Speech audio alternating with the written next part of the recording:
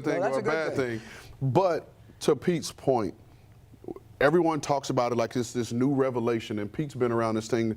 The premise has always been draft, develop, re-sign. That's not anything new. That's not earth-shattering.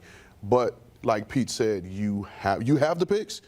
You now have to hit on them. You know, he talks about it. Look, Rick Spielman used to sit in that seat. Look what I rubbed off on him. He's up there. They're making all kinds of deals with the Jets, right? So now you want to take credit for Rick's work. He learned that on Sundays in that green room. Lord have mercy. Bless you, Rick. Yeah. So, JJ, really quickly, we have, an hour and a half here until that 4 p.m. deadline. It felt like things were sort of slow, and then they picked up and got a little crazy. What are your expectations for the final stretch here? I think that you'll see some small potatoes stuff, okay? And look, you need potatoes in your diet, okay? Get a little starch. That's important, all right? So we'll maybe saute it a little bit. So we'll see some other smaller items around the league. We're all still, I mean, if we haven't gotten enough, right, of the blockbusters, still waiting on the Jalen Waddle move and who is going to come through, okay? So the Buffalo Bills have not made a move. We know that they're interested in a wide receiver. The Pittsburgh Steelers interested in a wide receiver. And, of course, the Denver Broncos. We've been talking about them since the morning. So that's one we're still watching. Not guaranteeing Jalen Waddle will move, but that's the big one we're waiting for, as well as some of the big competing teams, right? The Patriots still haven't made a move for edge rusher or running back. The Chiefs may be in the market for a defensive tackle or a running back. The Chargers may be looking for an offensive lineman. The Giants still really haven't made a move, so we still have some time. There's plenty left to do. JJ, Rand, Pete, we certainly appreciate it. All of the breaking news around the NFL trade deadline. It feels like it never ends, right? These are the trades that we've seen go down today. It all started with Dallas and getting Logan Wilson, and a full circle moment as it ends with Dallas for now, right? Getting Quinnen Williams from the Jets. We also saw Rashid Shaheed going to Seattle, Sauce Gardner, the other move that the Jets traded for 2 first-round picks going to the Colts, and then the Jags getting Jacoby Myers from Vegas. All right, coming up, the conversation continues in terms of Quinnen Williams and the Cowboys. Our Cowboys reporter, Garrett Podell, is hopping on the show with us to break it all down. That's coming up after the break.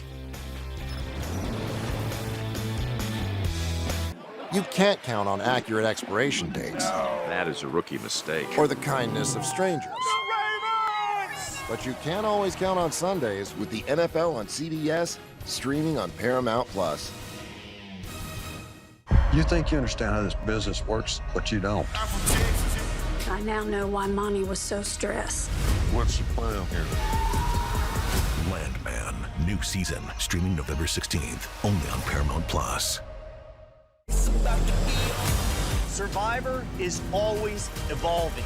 This is your moment. I will try to be brave, but not on day one. This is your season.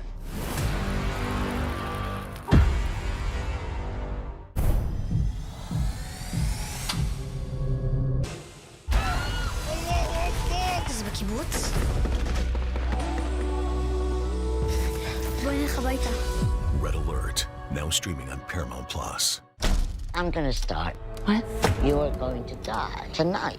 What are you talking about? Unless you give it what it wants. I want to play.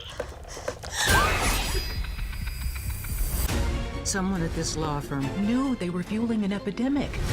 You come forward now, you're just a crazy old lady with no evidence. You didn't see this coming, did you now? Each of you will represent your hometown. What? These 15 artists battling to take over the world. I want to put Hawaii on the map, and not just in that little box on the bottom corner. Ink Master Hometown Heroes, new season, now streaming exclusively on Paramount+. Being on the road, I don't think it's a job. I think it's a calling.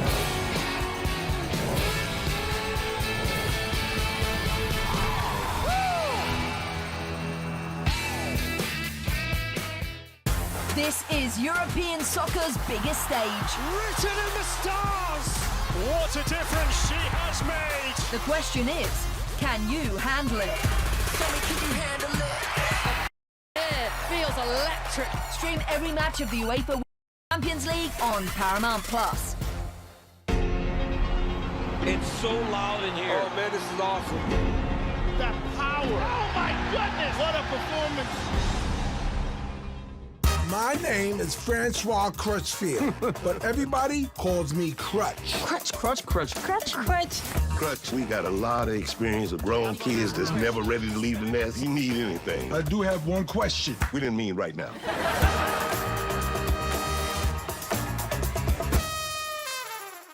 You can't count on Derek's tong skills. Oh, Tony, I think it hit the ground. But you can always count on Sundays with the NFL on CBS and Paramount+. We have breaking news from the NFL where Jerry Jones promised something big and he delivered this afternoon, acquiring defensive lineman Quinnen Williams from the New York Jets. It's the second move of the day for the Cowboys after getting Logan Wilson from the Bengals this morning. And it's the second massive trade today for the Jets after trading Sauce Gardner to the Colts earlier today. Now the Jets get a 2027 first rounder in this trade, as well as a 2026 second round pick and defensive tackle Mozzie Smith. Let's welcome in our Cowboys reporter, Garrett Podell. Garrett, great to see you. The day starts with Logan Wilson coming over to Dallas from the Bengals, and then most recently, Dallas acquiring Quinnen Williams from the Jets. So from your perspective, just tell us about how it all went down with all of these big moves that Jerry Jones had promised last night after that loss to the Cardinals. Yeah, Jacqueline, great to join you here from the Star in Frisco, the Cowboys facility. And I would say I was a little skeptical last night. I was standing behind Jerry Jones post-game after their Monday Night Football loss against the Arizona Cardinals. And he said, look, I have a trade on the table. I'm leaning toward doing it.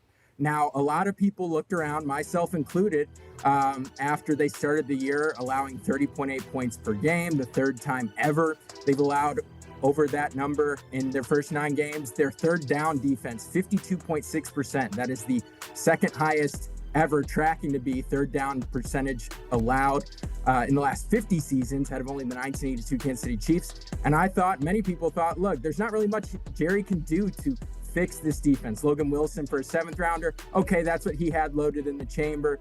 It'll upgrade from Kenneth Murray and Jack Sanborn, 2 guys who just haven't been good, whether it's Sanborn in coverage or Murray getting out of position in the run fits in the run game. But Quinnen Williams, that will make a difference. I mean, this pass rush, had been around league average or bottom 10 in the league in sacks, just 15 total sacks as a team. So getting one of the best interior defensive linemen in Quinnen Williams, I think could really make a difference for Dallas, both in the run game. They're a bottom 5 run defense and bottom 5 pass defense in terms of yardage allowed this season.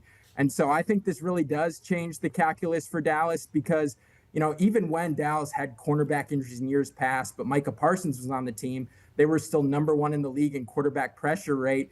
And yes, Deron Bland is out there. Trayvon Diggs isn't. I think a lot more quarterback pressure rate can certainly make cornerbacks and safeties who've been banged up also for Dallas look a little bit better. And that's certainly what Jerry's banking on here. Garrett, we just showed the playoff picture, and you saw the Cowboys, as you know, 3-5-1 on the outside looking in here. Our Sportsline crew gives the Cowboys an 8.8% chance of making the playoffs. So you have to think there's still a sense of being skeptical about them doing this. So ultimately, what is the sense in the building there as they're making these trades when the playoffs still kind of look a little bleak at this moment? But what is the vibe there around all of these moves? I mean, the vibe, Jacqueline, that Jerry Jones conveyed to me and other media after the game last night was, we're going to be buyers and not sellers. That's exactly what he's done here. And he said, look, I like the, quote, nuts and bolts of our roster, meaning he looks at his personnel and he sees it as a team that in the wide open NFC in which both the Lions and Packers lost this past week, that this is a conference and that they can maybe make a playoff push. Dak Prescott said post-game last night in his press conference, he said, yeah, it's going to take a streak. We're going to need a winning streak. That's something we have to start right now. They're on the bye in week 10 this week, but then go to Las Vegas to play the Raiders on Monday Night Football in week 11. So Jerry Jones looked around and he's doubling down on his roster that he's built. He traded away Micah Parsons and has decided he's going to really go all in on the interior pass rush, getting Kenny Clark in that Parsons trade, and now Quinnen Williams. It's an interesting gamble. I mean, it makes sense, I guess, from one degree, which is the offense is a top 5 scoring offense. Entering this week 9 that just finished, Dak Prescott was top 5 in passing yards. Javonte Williams was top 5 in rushing yards. George Pickens was top 5 in receiving yards. And that trio was Dallas's first trio to be top 5 in each of their respective positions' yardage totals at this halfway point in the season, since he had Troy Aikman, Emmitt Smith, and Michael Irvin. So Jerry sees his quote-unquote triplets. That's not even including CeeDee Lamb, who missed 3 games with an ankle sprain. So Jerry's looking around saying, look how explosive my offense is. If I could just get a little bit more defense, maybe we could win some games. So that's certainly the bet that's being made here by Jerry Jones. And he said, look, we're buyers. He backed that talk up here this afternoon.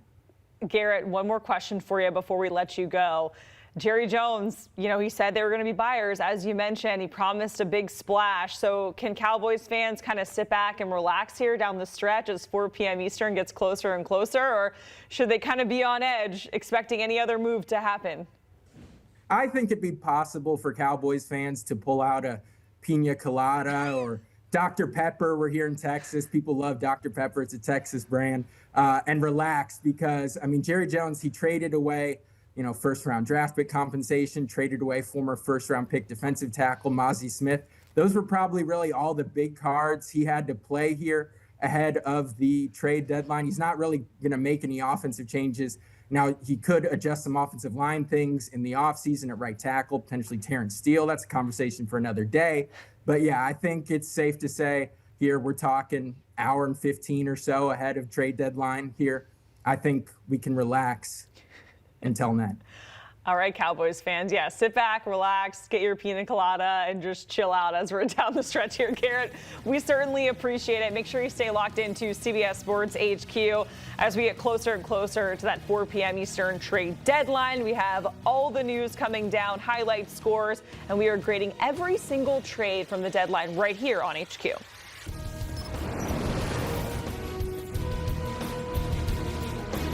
You can't count on accurate expiration dates. That is a rookie mistake. Or the kindness of strangers. But you can always count on Sundays with the NFL on CBS, streaming on Paramount+. You think you understand how this business works, but you don't. I now know why Monty was so stressed. What's the plan here? Landman, new season, streaming November 16th, only on Paramount+. Survivor is always evolving. This is your moment. I will try to be brave, but not on day 1. This is your season.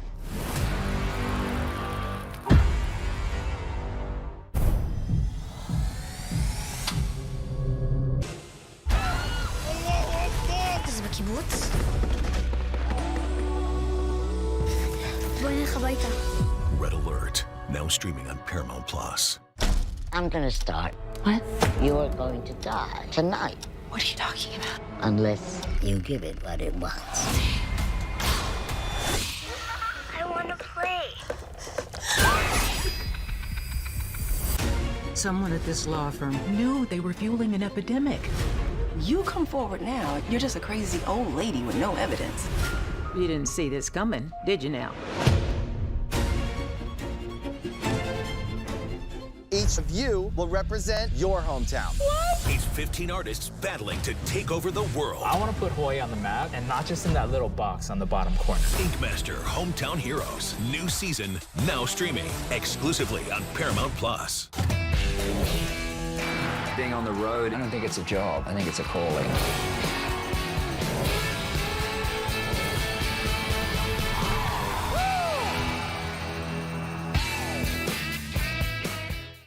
This is European soccer's biggest stage. Written in the stars! What a difference she has made! The question is, can you handle it? Can you handle it? The crowd here feels electric. Stream every match of the UEFA Women's Champions League on Paramount+. It's so loud in here. Oh man, this is awesome. That power. Oh my goodness, what a performance. My name is Francois Crutchfield, but everybody calls me Crutch. Crutch, crutch, crutch, crutch, crutch. Crutch, we got a lot of experience of grown kids that's never ready to leave the nest. You need anything. I do have one question. We didn't mean right now.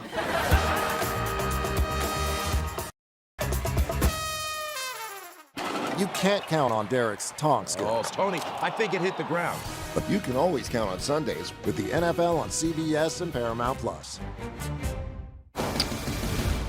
And some even more breaking news on this NFL trade deadline day, with the Seattle Seahawks acquiring wide receiver Rashid Shaheed from the Saints in exchange for a 4th and 5th round pick.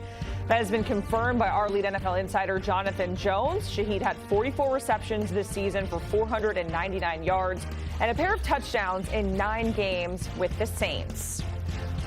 All right, for more on this deal, we welcome back Pete Prisco here. Pete, we've seen some wideouts on the move. We saw Jacoby Myers go to the Jacksonville Jaguars. Now we're seeing Rashid Shaheed go over to Seattle. So what does this ultimately tell you about the wide receiver market at this moment, as there are still a handful of wide receiver needy teams in the Bills and the Broncos and the Steelers? Yeah, and I thought the Bills particularly would be in the market for Rashid Shaheed. Maybe they were. They just weren't willing to give up the picks. I think this is a great move for Seattle. Look, you look at their numbers, 9.6 per attempt for Sam Darnold, leads the league by far, and now you get another field stretcher. I mean, this is a really good move to add this to the offense. I was talking to a guy in the league the other day. He said Seattle might be the best team in the league, and now you get even more weapons for Sam Darnold to go on the outside. We know Smith and Jigba's having an unreal season. You know, Torrey Horton's emerging as a player, and now you add Shaheed to that group. I love what they've done, and this is actually a really good trade for the Seahawks. Yeah, you said you love what they've done, but where do you see him fitting in specifically on the depth chart in that wide receiver room? Oh, he's going to play. You know, nowadays, you know, Cooper Kupp's there too. We forget that, but he's been dinged up a little bit. So I think this is a difference maker in terms of speed down the field, and it opens up things. When they have a lot of young tight ends, they like to throw the football to, so it opens up the middle of the field. And anytime you can get somebody that can take the top off, it just works. And I think when you have a deep ball thrower like Sam Darnold, remember, they run the ball. They want to run and play action and throw down the field. And so far it's worked. And now you add this into the offense. I love this move for them. What about the Saints side of things? Because we were having the discussion earlier about the Bills calling for Chris Olave. There's a report out there about that. Do you think the Saints are done dealing today? They're not done dealing, and they shouldn't be done dealing. They've had a lot of cap hell over the years. They've pushed out money year by year by year, and ultimately that catches up to you. And look at the roster. And so they got to rebuild, and they know that. And the cheapest way to rebuild is with draft picks. So stock up draft picks and try and fix your team that way. So it makes sense. I think they would look, you know, Olave's name has been mentioned. They've said they're not going to trade him, but everybody has a price. We know that. So you might be able to make a deal for him. I think Demario Davis is a player. If your team's out there looking for a veteran linebacker who comes in with a toughness, maybe he's available. Some of their corner, Lante Taylor, maybe he's available. So I think there are guys that you might be able to pry away from them. They have to rebuild that roster, and age and money have crippled that roster, and I think that's a problem for them. So why not get draft picks, try and get younger, and get more players in there that you can develop? Everybody certainly has a price, i.e. Sauce Gardner. We did not think that he would be on the move, but they said the return was too good, right? Want you to grade the trade for both sides, starting with the Seahawks. I know you said you liked it, but what's the grade? Yeah, that's a B+. Okay. I mean, I'm not going to give it an A. I think it's a B+. I think it's a nice move by Seattle. I love where this team is heading, by the way. And I know people say I'm a Seahawks hater. I'm not. They say that? I used to criticize the quarterback back in the day named Russell Wilson, but I'm not a Seahawks hater. I love this team, and I think defensively they're really good. Adding another deep ball threat really opens up the offense for Sam Darnold. I give it a B+. Okay, so a B+ for Seattle. What about the Saints? What's the grade there? It's a B, because they have to do these. They have to make these moves. It's a terrible position to be in when you're in an organization when you know you have to get rid of a guy that you like, but you can't afford him, and you have to start rebuilding. And draft picks are cheap. You know, that's the thing about draft picks. People just say, oh, well, if you draft well and develop, they're cheap. And that means your salary cap can get back to where it needs to be. Yeah, by the way, this is the 23rd trade of the season, the most trades that we've seen in season in the past 25 years. Why is that? Because you see desperation in this league, and I think when you get desperate and you think you're getting close to it, you go try and make a move. When you look at it, because anybody can win a Super Bowl now. Do you see a dominant team? I mean, every week it changes from week to week, so there's no dominant team. So if you're one of those teams that has a winning record, you look around and you say, hey, we can make a run, and so you go make a move. And I think that has something to do with it. Then you have the bad teams that have cap problems, and they realize they're not going to do anything this year, get out from underneath it, start over again and try and rebuild. Okay, Pete, we certainly appreciate it, grading the trade and sticking around with us here on this NFL trade deadline day, where, again, we talked about Sauce Gardner, and then the most recent one were the Seahawks acquiring wideout Rashid Shaheed from the Saints. Again, that is in exchange for a 4th and 5th round pick. Make sure you stay locked in here on CBS Sports HQ all day long. We got you covered, all the trades that are going down and grades for each and every one of them right here on HQ. You can't count on accurate expiration dates. That is a rookie mistake. Or the kindness of strangers. But you can always count on Sundays with the NFL on CBS, streaming on Paramount+. You think you understand how this business works, but you don't. I now know why Monty was so stressed. What's the plan here? Landman, new season, streaming November 16th, only on Paramount+. Survivor is always evolving. This is your moment. I will try to be brave, but not on day one. This is your season.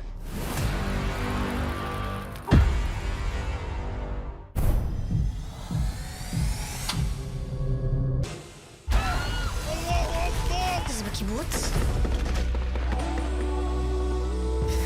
בואי נלך הביתה. Red Alert, now streaming on Paramount+.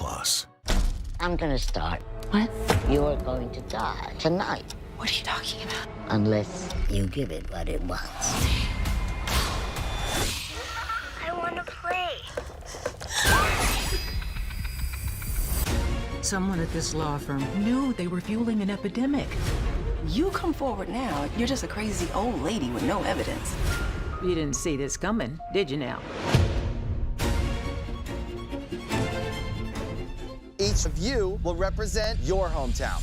It's 15 artists battling to take over the world. I want to put Hawaii on the map, and not just in that little box on the bottom corner. Ink Master Hometown Heroes, new season, now streaming exclusively on Paramount+. Being on the road, I don't think it's a job. I think it's a calling.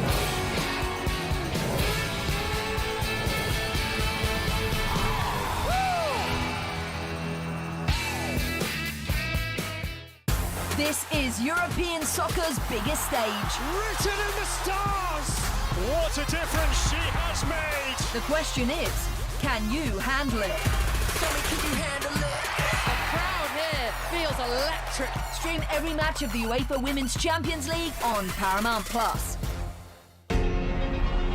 It's so loud in here. Oh man, this is awesome. That power. Oh my goodness, what a performance. My name is Francois Crutchfield, but everybody calls me Crutch. Crutch, crutch, crutch. Crutch, crutch. Clutch. A lot of experience of grown kids that's never ready to leave the nest. You need anything. I do have one question. We didn't mean right now.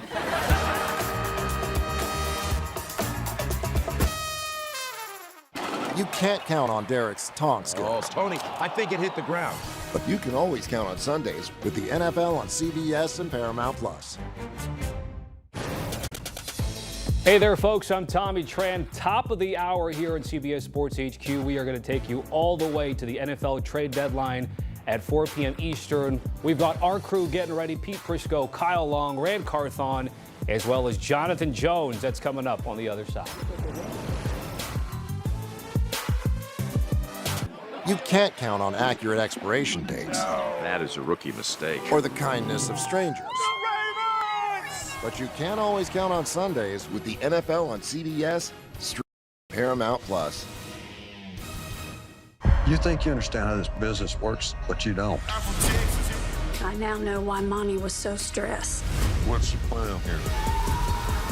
Landman, new season, streaming November 16th, only on Paramount+. Survivor is always evolving. This is your moment. I will try to be brave, but not on day one. This is your season.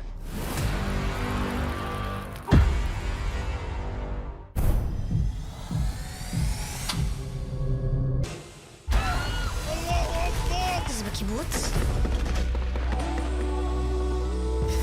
בואי נלך הביתה. Red Alert, now streaming on Paramount+. I'm gonna start. What? You're going to die tonight. What are you talking about? Unless you give it what it wants.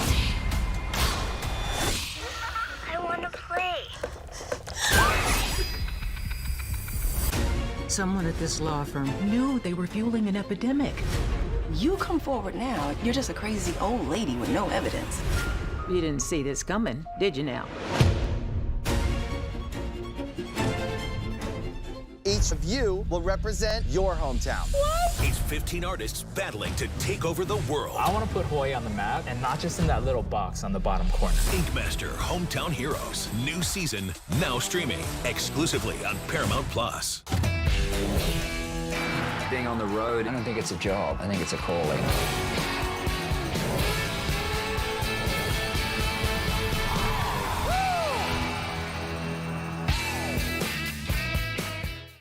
This is European soccer's biggest stage. Written in the stars! What a difference she has made! The question is, can you handle it? Tell me, can you handle it? The crowd here feels electric. Stream every match for Women's Champions League on Paramount Plus. It's so loud in here. Oh man, this is awesome. That power. Oh my goodness, what a performance. My name is Francois Crutchfield, but everybody calls me Crutch. Crutch, crutch, crutch. Crutch, crutch. Crutch, we got a lot of experience with grown kids that's never ready to leave the nest. You need anything. I do have one question. We didn't mean right now.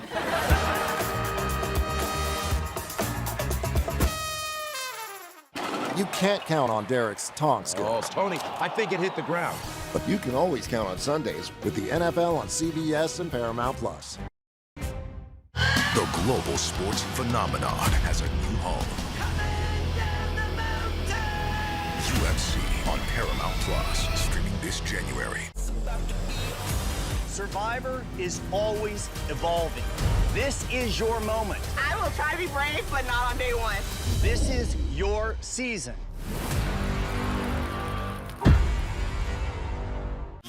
Getting every highlight from all the sports that matter to you. We've got breaking news to bring to you. CBS Sports HQ, streaming free 24/7. Welcome to a fresh hour of CBS Sports HQ. We are getting you ready for the NFL trade deadline, top of the hour, 4 p.m. Eastern. I'm Tommy Tran with Rand Carthon, Kyle Long, Pete Prisco. We'll also have Jonathan Jones joining us in just a second. It has already been a busy day leading up to the deadline. Cowboys making moves, Jets offloading, and Colts going in. Let's get quick thoughts on what we've seen already today. And we start with the guy that's actually made a trade or two before. Our GM, Rand, what stood out to you so far? I mean, the Jets just getting rid of their 2 all-pro players and just being committed to getting these draft picks and hopefully get them right, because you got to get them right, but being able to build towards the future with 5 potential first-round picks. It's exciting time in New York. I know not right now this season, but if you're in that locker room and you are the future for the New York Jets and you're a core part of that youth group, you've got the reinforcements coming with those first-round picks. And like you said, Rand, they got to get it right. You got to get it right. And for me, it's the Colts. You mentioned all in plus. I think they went above and beyond what they should have done. You give up 2 first-round picks for a corner, it makes no sense to me. And it does from this standpoint, and we talked about this. Chris Ballard, they haven't won a division title since Andrew Luck was there. They need to win now. He needs to win now. So when you're the general manager, if you don't win, you're giving away somebody else's draft picks. It makes all the sense in the world. What's good for me is good for me. That's what Chris Ballard's doing. We will break down Indianapolis in detail coming up, but we do have Jonathan Jones joining us. I think I'm your 7th host so far today. JJ, where do we stand inside an hour of the trade deadline? At this point, anything could happen, right? At least as it relates to the New York Jets, okay? So when you trade away a Quentin Williams, when you trade away a Sauce Gardner, it then becomes nothing for you to trade away a Breece Hall or Jermaine Johnson if another team meets your asking price. Quincy Williams, even. So those things can still happen. And I would be led to believe that they will happen if a team beats the New York Jets asking price. Okay, so those are some names to watch. The Jets may still not be done, and they'll figure out the fallout after that. Meanwhile, the biggest name, the one that we came into today thinking was probably going to get dealt, would be Jalen Waddle. If he were going to be dealt, he would be the big fish. That deal has not yet been completed. There's a small pool of candidates because the Miami Dolphins want a first-round pick and then some. I'm told by one source it's a first and a third. That's going to be really hard to meet for any team. If a team does meet it, it would be either the Denver Broncos or the Pittsburgh Steelers, probably in that order. Let's look at these right here. We talked about Jalen Waddle. I have continue to not believe that Trey Hendrickson is going to get dealt. Max Crosby, not a chance. David Njoku, seems like the Cleveland Browns are going to be hanging on to him. Chris Olave, it was a Rashid Shaheed or a Chris Olave proposition. Rashid Shaheed is now looking for real estate in the Pacific Northwest. We just talked about the Jets guys, and then we see the Giants right there with just a little bit of time left. Could Evan Neal be on his way out of town? Sure. Maybe the Chargers. Jalen Hyatt, one of these teams that's in the market for a receiver, ultimately missed out. Maybe they make a deal. Let's say Buffalo, for example. And then Russell Wilson, not a lot of places have called on him. You just got to want to have a veteran quarterback. The one team out there that probably does want a veteran backup and not someone to compete with the starter is the Minnesota Vikings. Again, we have been surprised a couple times today. And so I will not at all rule out a surprise coming again in the next 56 minutes and 30 seconds. JJ, appreciate that. Sit tight. Of course, we're going to be leaning on you throughout the hour.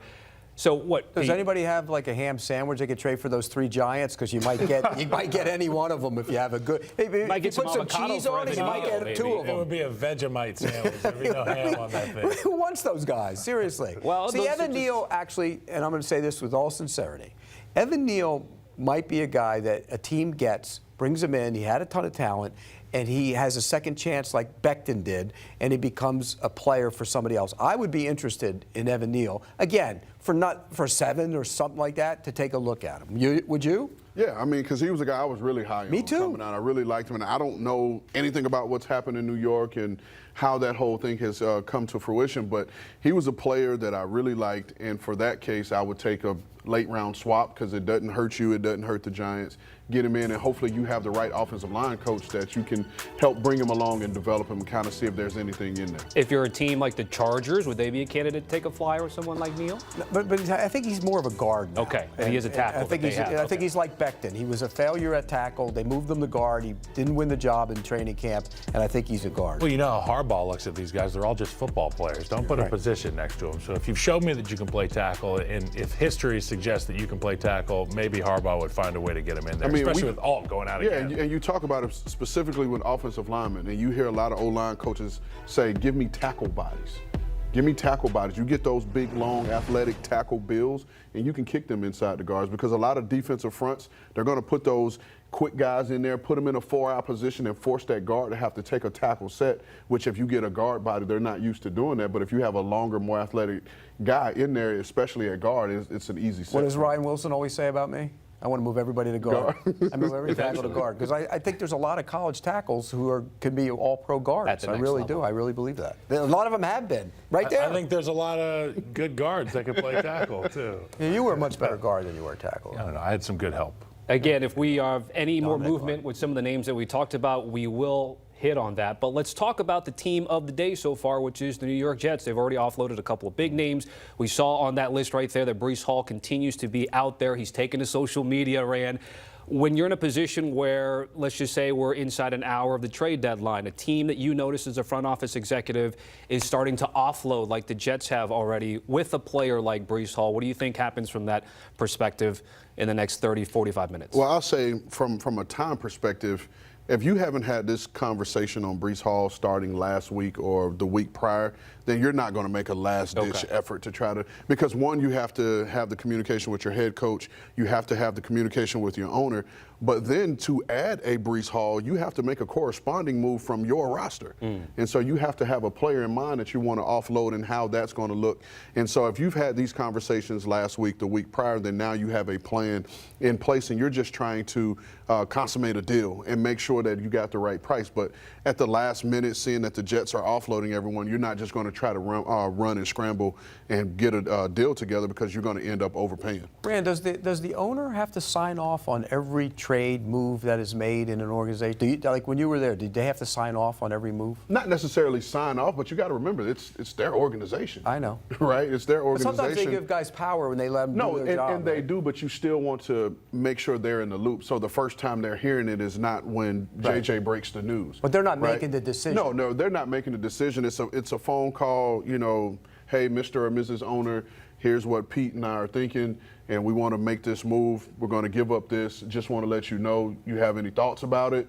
And you hear their thoughts and like, okay, well, this is what we're going to do. I think it'll be good for us, and then you make the transaction. So it's not necessarily asking for permission, it's gauging reaction, gauging their, you know. It's more so informing. Yeah. Right. This is what's happening. Yeah, this is so because no you'll be surprised when you see it on your ticker. Owners do not like surprises. Right.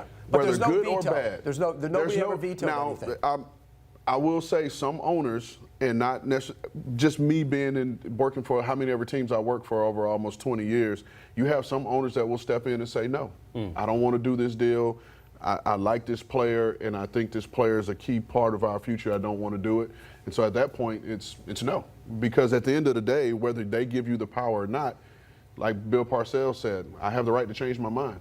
And if they don't want to move to happen, it's not going to happen. We do have JJ standing by. JJ, you want to jump in here?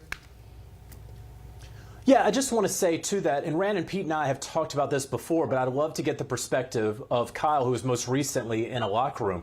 If you are a Jets player, especially on defense, but a Jets player in general, and you just sent away 2 All-Pro players, and the season is going the way that it has been, and there is no hope for this year, and you're just playing for yourself and your pride and maybe a contract, maybe your family, right?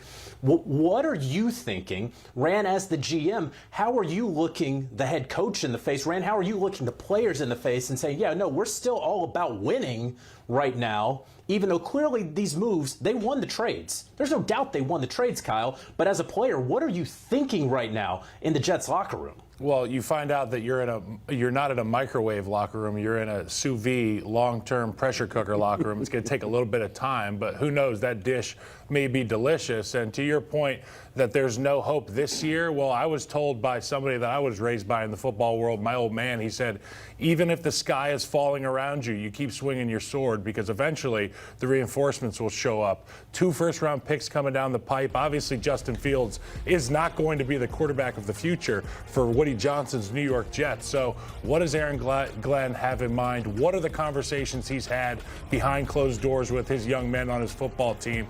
He's going to find out who wants to play for the Jets, and it's going to be an exciting time if you're a Jets fan or a young player with some promise in this league. Yeah, and I'll just follow that with saying, and that's wearing both hats as a player and as a front office guy. This is why you hire certain people to be your head coach. You don't go out, in my opinion, you don't go out and look for the defensive guru or the offensive guru. You go and find a leader of men, a person that can stand in front of that room, and regardless of the situation of what's going on around them, they can deliver a message that everyone is going to believe in and buy into. Because like you said, a lot of these players are going to wake up, you know, and hopefully not just waking up and seeing this news, but when they see the news that your 2 captains, because both of those guys had the C patch on their jersey, that they're both being shipped out, there's going to be some questions. And what are we playing for? And why am I putting my body on the line? But that's where the leadership of Aaron Glenn is going to have to really come to the forefront, and him standing up in front of that room and being able to deliver a message that they're going to buy into every week. And as a player, you have to have a coach that you can trust. So to your point, that leader of men is important. I think about Vrabel. I think about a guy like Ben Johnson. And now we're seeing it with Aaron Glenn. There were question marks. But, like, if the C gets stripped off of our chests, there's 2 young players that are going to be like, oh, that captaincy is mine. Yep. And that opens the door for, like, 20 guys that are potential captains. What does that look like when the swell of the youth of the New York Jets shows up? But not only that, though. If you're on that team individually and self-motivating, you're playing for your future and your career. So why not? I've always had a problem with that. Well, realistically, and you know this, team is one thing, but you're really playing for yourself. That's the bottom line. It's a lot easier to play for yourself when your team's good. When it's a you know what year, when it's a terrible year. What if it's a contract year? That's all well and good, and we're expected to play well and expected to play hard. I just think self-motivation has always been the focal point. And I guarantee you go back and you have those talks with your dad and you have those talks with your dad. Self-motivating is the most important thing when it comes to football. And if everybody was self-motivated and did their damn job, you'd have a much better team. But you got to also think, too, Pete, and this is a culture thing, right? And just in terms of how these kids are being brought up. We came up in an era where it was about the team. And if you achieved your individual goals on the way to the team, achieving the team goals, then great.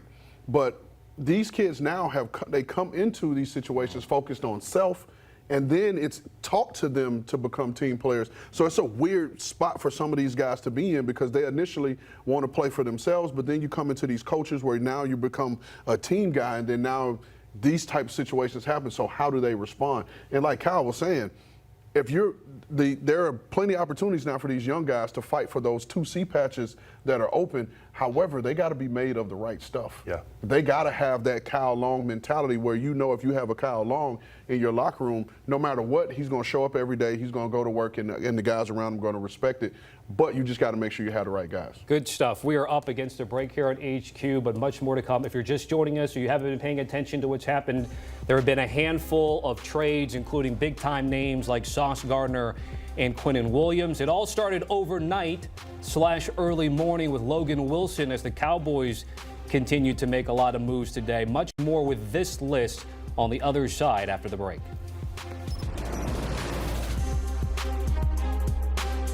You can't count on accurate expiration dates. No. That is a rookie mistake. Or the kindness of strangers. But you can always count on Sundays with the NFL on CBS, streaming on Paramount+. You think you understand how this business works, but you don't.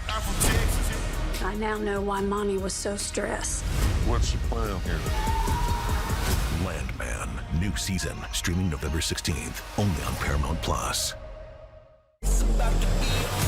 Survivor is always evolving. This is your moment. I will try to be brave, but not on day one. This is your season.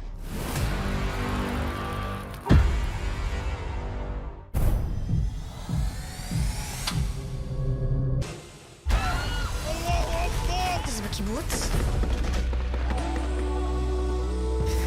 בוא נלך הביתה. Red Alert, now streaming on Paramount+. I'm gonna start. What?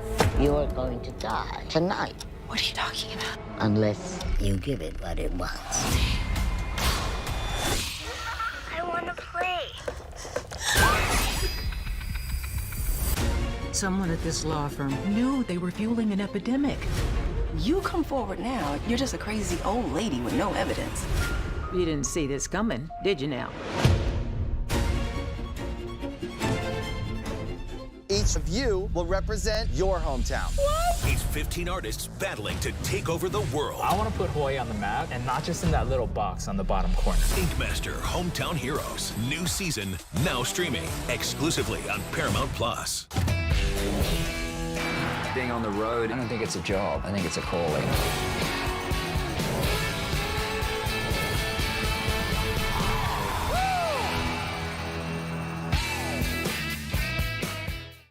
This is European soccer's biggest stage. Written in the stars!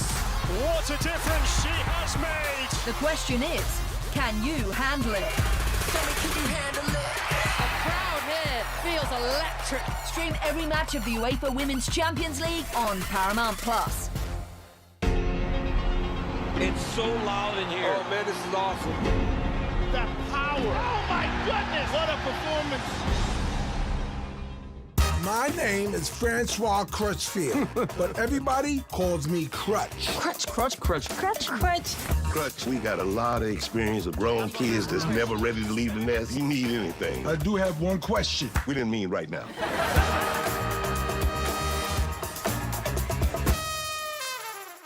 You can't count on Derek's taunt skills. Oh, Tony, I think it hit the ground. But you can always count on Sundays with the NFL on CBS and Paramount+. Welcome back to HQ. Inside of 45 minutes until the trade deadline. Here is star pass rusher Max Crosby following the Raiders' loss to the Jaguars in a nail-biter, saying, quote, "Raider Nation, I love y'all with everything in my heart and soul. Y'all deserve better. Stay as one. It will change." Raiders are facing a 7-2 Broncos team on Thursday Night Football, so it'll be coming just on the heels of today's trade deadline. Back here with Rand Carthon, Kyle Long, and Pete Prisco. Pete, what do you think about Max Crosby? Is this a good buy? This is hey, I'm out there, come get me? What do you interpret? Well, he said Max he doesn't Crosby? want to be traded. I mean, he said that time and again. But like you say, you go through all that losing, and maybe you want to go someplace where you have a chance to win. I would understand that. And by the way, I'm reluctant if I'm a GM to give up my draft picks.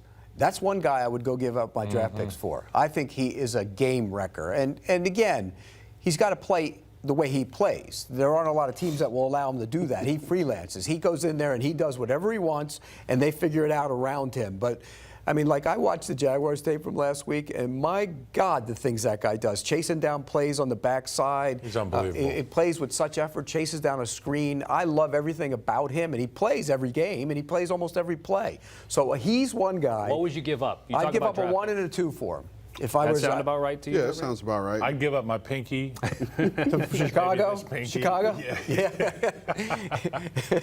Look, as an offensive lineman, there's only a handful of players that you play against where you say, I have to know where this guy is at all times. And Max Crosby is that, to your point. Run and pass, he is an absolute nightmare for opposing offenses. If you have an opportunity to sell the farm for a guy like that, you do it. Because, again, there's only a handful of guys that are inevitable, like a wave hitting the beach. And Max Crosby is that for the Raiders every week.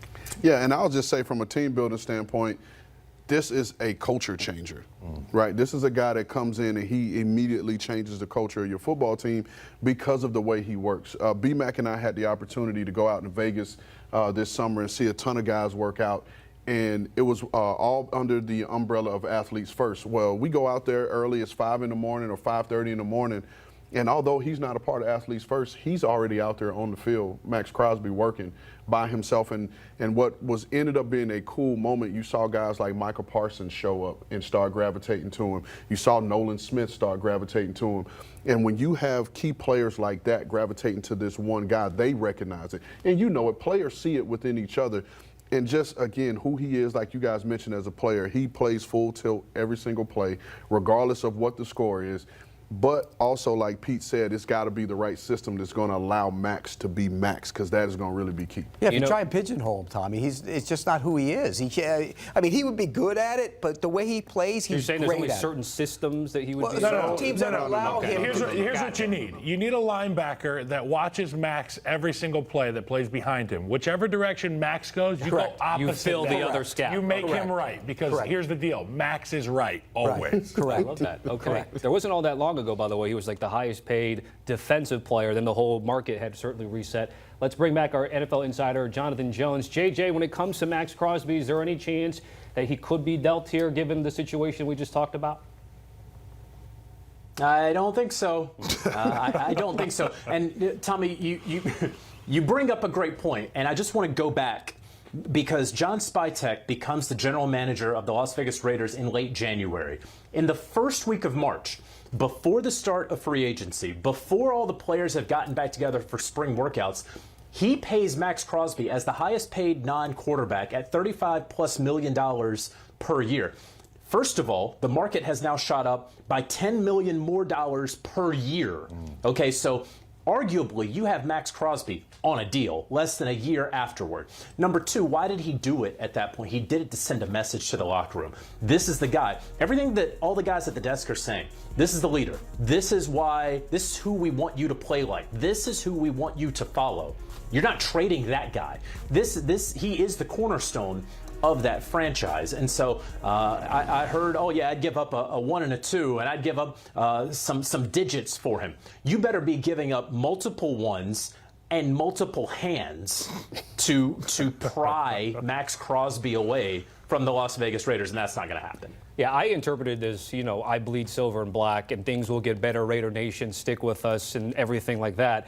Pete, they do make a move. I mean, the Raiders here with Jacoby Myers, he had made it very clear early on in the process of the offseason that he wanted out, and he does get out here.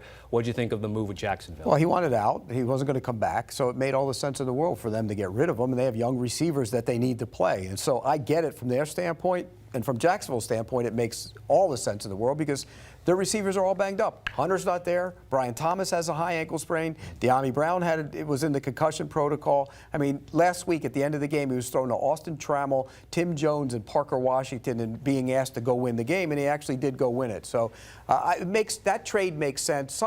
Sometimes trades actually work for both teams. That's a trade that works for both teams. All indications, too, Kyle, is Jacoby Myers, even though he requested a trade, professional throughout, good teammate, and obviously he gets what he wants. And what Pete said now, both sides seemingly happy. Yeah, it's interesting, though, because I forget who I was talking to in the research room earlier, and we were talking about rental. I call these guys rentals. You know, like middle of the season, we can pick them up and see if they can give us some juice. The receiver position is a rare one where you see, you know, wide receivers step into an offensive room and have success immediately. I mean, defensive linemen go out there and play ball. Linebackers see ball, hit, get ball. Quarterbacks we've seen there can be some success, but the receiver in particular. So I'm interested to see how Jacoby Myers takes on to this Jacksonville offense quickly. Yeah, I've been a part of a trade, a mid-season trade of a wide receiver.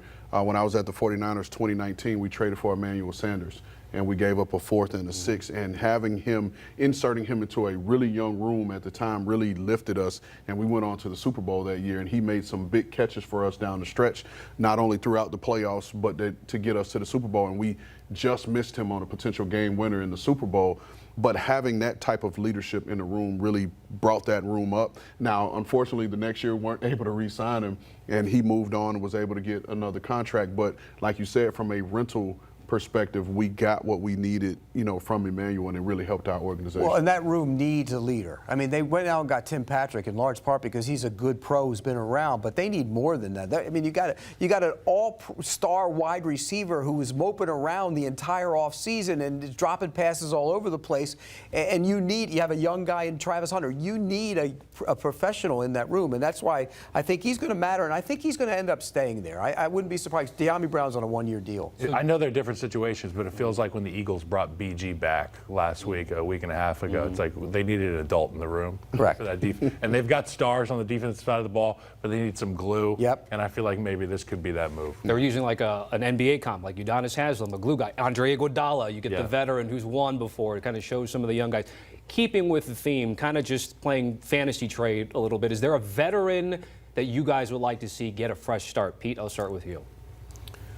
Yeah, I think Zach Sealer would be a guy I would look at. Great player. I think Zach Sealer, you know, he got a new contract. I looked at it. It's tradable. The contract is tradable, and for anybody who gets him, it would certainly be tradable. He's got 3 more years left on that deal. But Zach Sealer hasn't played as well this year, in large part because I think he's been a kind of victim of the young guys around him.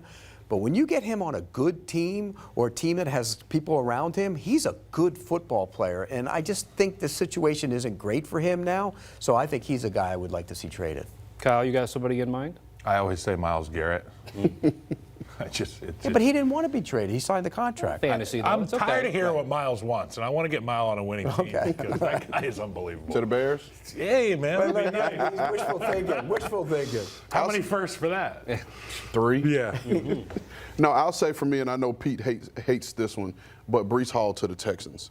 To me, just makes a lot of sense. C.J. Stroud was at his best when he had a viable running game behind him. And we're talking about Joe Mixon and this mysterious injury. No one knows what it is. No one's heard what it is. No one's seen Joe Mixon. Joe Mixon has not practiced since last season, and we see where this offense has sputtered throughout the year because they don't have a threat of the run game.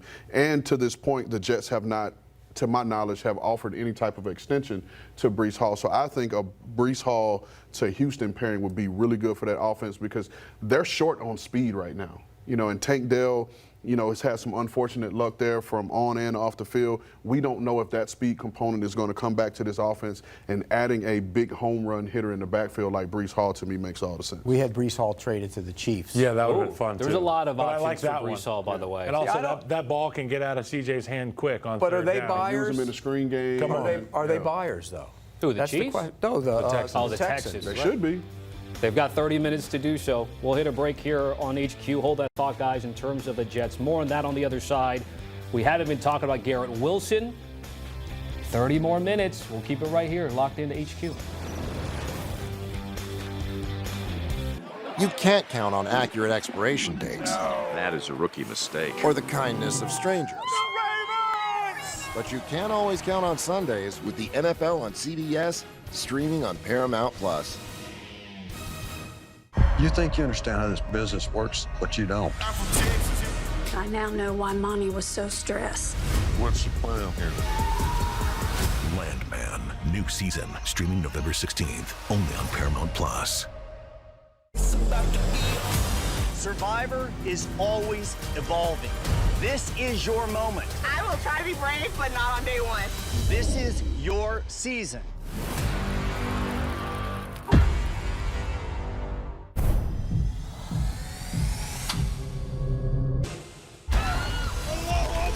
זה בקיבוץ? בוא נלך הביתה. Red Alert, now streaming on Paramount Plus. I'm gonna start. What? You are going to die tonight. What are you talking about? Unless you give it what it wants. I want to play. Someone at this law firm knew they were fueling an epidemic. You come forward now, you're just a crazy old lady with no evidence. You didn't see this coming, did you now? Each of you will represent your hometown. It's 15 artists battling to take over the world. I want to put Hawaii on the map, and not just in that little box on the bottom corner. Ink Master Hometown Heroes. New season now streaming exclusively on Paramount Plus. Being on the road, I don't think it's a job. I think it's a calling.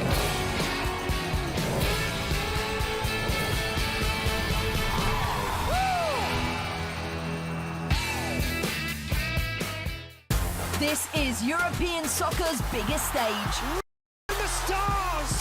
What a difference she has made! The question is, can you handle it? Can you handle it? The crowd here feels electric. Stream every match of the UEFA Women's Champions League on Paramount Plus. It's so loud in here. Oh man, this is awesome. The power. Oh my goodness, what a performance.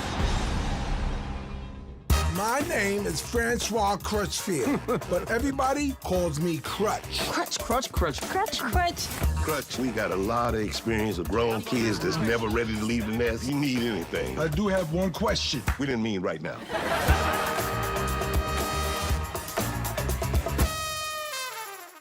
You can't count on Derek's tongue. Tony, I think it hit the ground.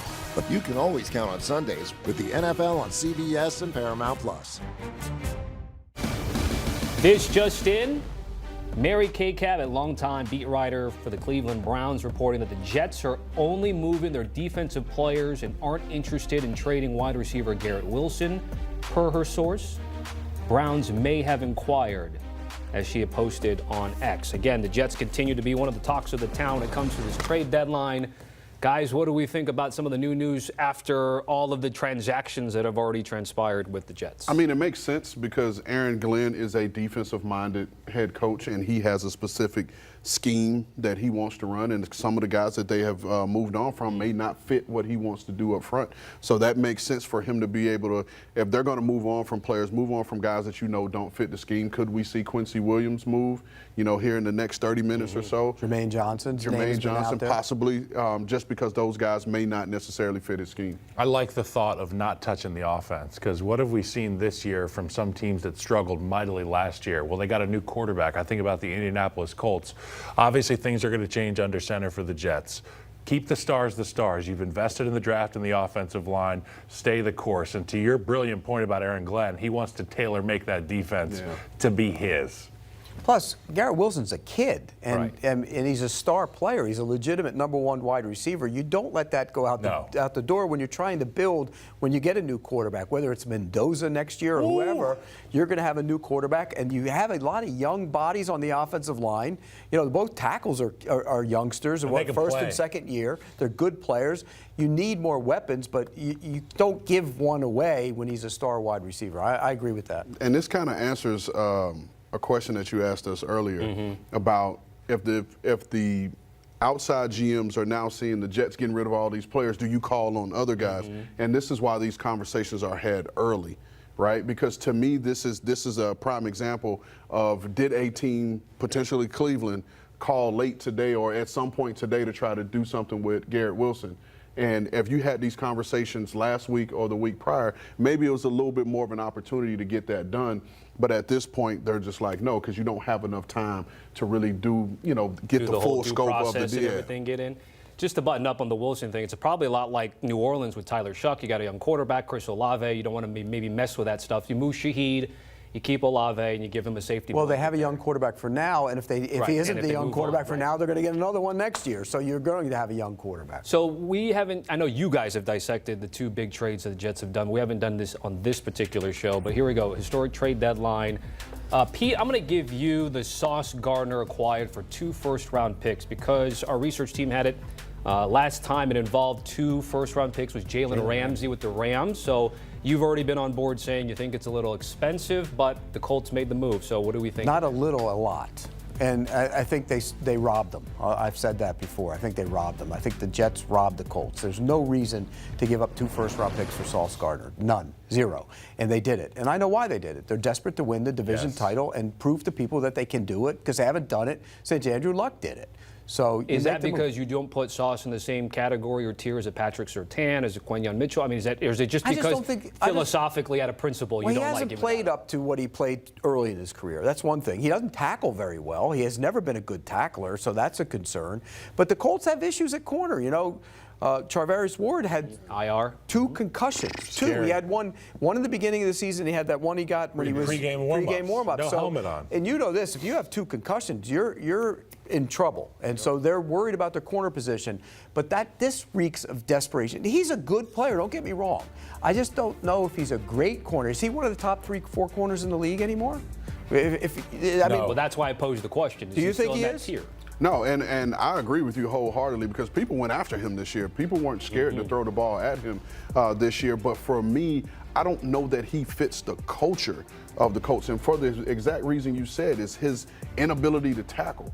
You know, he doesn't want to come up and set the edge because now these offenses are being creative and forcing these corners to have to set the edge. And he's not from that ilk to want to come up and set the edge and make these tackles on these backs. And then the other part to this deal, too, that we're not talking about because we're so focused on these 2 draft picks, they also gave up a young Adonai Mitchell, a young playmaker who we know is extremely talented. Now, there are other parts of his game and his life that we got to get in order. But now you move on from a very talented young player. You get a guy who I question the cultural fit, and then you give up the 2 picks. And you're taking on his large salary that the Jets had given him in an extension. So it's a lot going on there that you're taking on if you're the Indianapolis Colts. Speaking of the Rams, that fumble against the Rams from A.D. Mitchell probably started the end of the road. And I don't know if you guys agree with me, but I think if the Colts somehow fumble down the stretch and don't get into the playoffs, which is entirely possible if you look at their schedule, the way it's set up, this is a disaster. Then Chris Ballard's probably gone, right? Right. But it's a move that you're all in. You have to.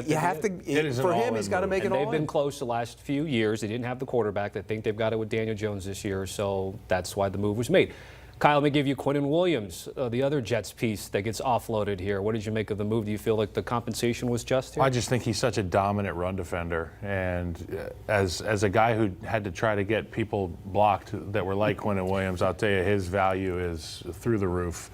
And where he ended up, he was needed. And I feel like if you're going to unload, start with your best players and get what you can get for them. But I know Jets fans have rooted for this guy for a long time, and albeit in some tough years, he gave you some good balls. So really that's it. Quinnen Williams makes another defense better, and you get more opportunity to build what you want to build in New York. Let's bring J.J. back into the fold. Again, the Jets, J.J., have been active, offloading a couple big names. We certainly know one still on the board. What's the latest when it comes to the Jets and Breece Hall?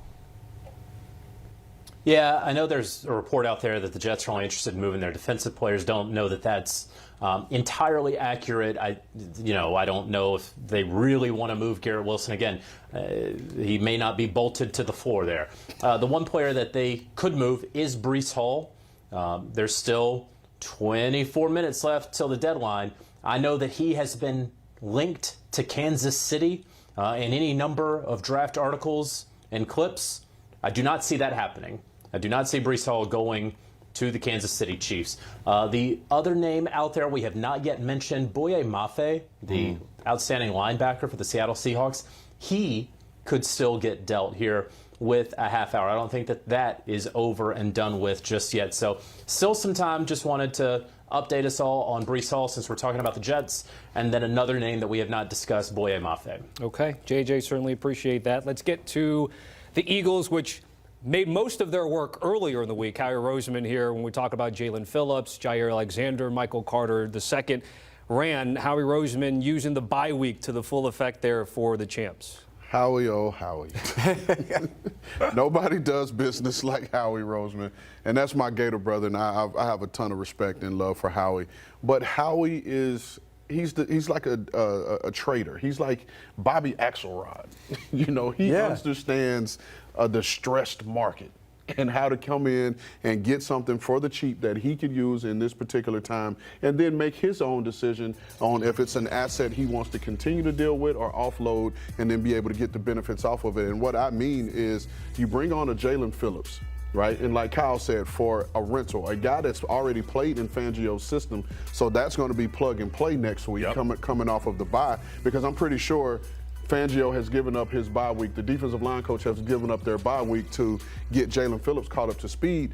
But then if you decide to not move forward with him and he goes on and he signs a big deal elsewhere, you get a comp pick in 2027, which could potentially be a third-round pick. So you'll be getting your third-round pick back, because if you're the Philadelphia Eagles and you play up to what you're capable of, that pick's going to be in the bottom of the third anyway that the Dolphins are getting. So, again, Howie Axelrod pulls it off again and gets another guy. And getting Alexander and Phillips and Carter, when you look at the two positions they've had problems with this year, it's been the third corner and it's been the pass rush. And so he looked at it and he said, I got to go address this. Now, where does Alexander fit?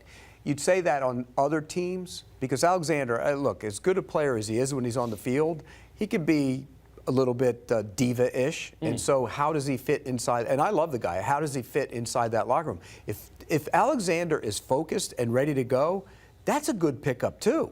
And Michael Carter's been a good nickelback in his time. That could be a good pickup too. So I think you mentioned it. Howie Roseman gets it. He also had 3 third-round picks this year with the ability to trade one of those to go get Jalen Phillips. So he knows how to play the game. I like what you said, that Vic Fangio had his guy and now he's got him again. And there's no substitute for more rushers, more fresh legs, more guys with that carrot dangling in front of them. And when they're rotating bodies in and out like the Eagles have, particularly on the line of scrimmage, it's a nightmarish team to play against as an offense, particularly an offensive lineman. And I think Jalen Phillips will have a lot of spark, a lot of juice to bring to this defense. A couple things there. Jair Alexander, 2 games started for the Ravens, was actually more of a healthy scratch than he was with Baltimore, so potentially fresh fit. And also in-house reinforcements are coming for Philadelphia too, coming off of their bye week there. All right, 20 minutes away from the deadline to the top of the hour. We'll take a break here on HQ and talk about the Dallas Cowboys. Jerry Jones was active with the media. Part of it was playing on Monday night. Part of it was losing on Monday night and then making a couple of deals, high-profile ones today. You can't count on accurate expiration dates. No, that is a rookie mistake. Or the kindness of strangers. But you can always count on Sundays with the NFL on CBS, streaming on Paramount+. You think you understand how this business works, but you don't. I now know why Mommy was so stressed. What's the plan here? Landman, new season, streaming November 16th, only on Paramount+.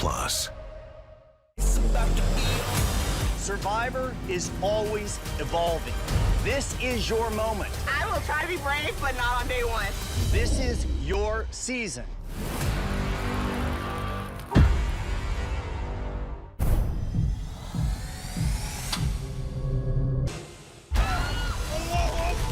בקיבוץ? בוא נלך הביתה. Red Alert, now streaming on Paramount+. I'm gonna start. What? You're going to die tonight. What are you talking about? Unless you give it what it wants. I want to play. Someone at this law firm knew they were fueling an epidemic. You come forward now, you're just a crazy old lady with no evidence. You didn't see this coming, did you now? Each of you will represent your hometown.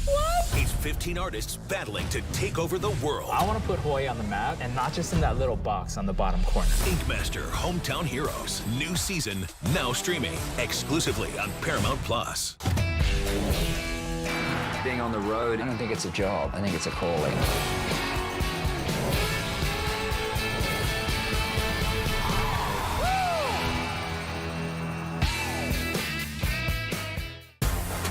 is European soccer's biggest stage. Written in the stars! What a difference she has made! The question is, can you handle it? Can you handle it? The crowd here feels electric. Stream every match of the UEFA Women's Champions League on Paramount Plus. It's so loud in here. Oh man, this is awesome. That power. Oh my goodness, what a performance. My name is Francois Crutchfield, but everybody calls me Crutch. Crutch, crutch, crutch. Crutch, crutch. Crutch, we got a lot of experience of grown kids that's never ready to leave the nest. You need anything. I do have one question. We didn't mean right now.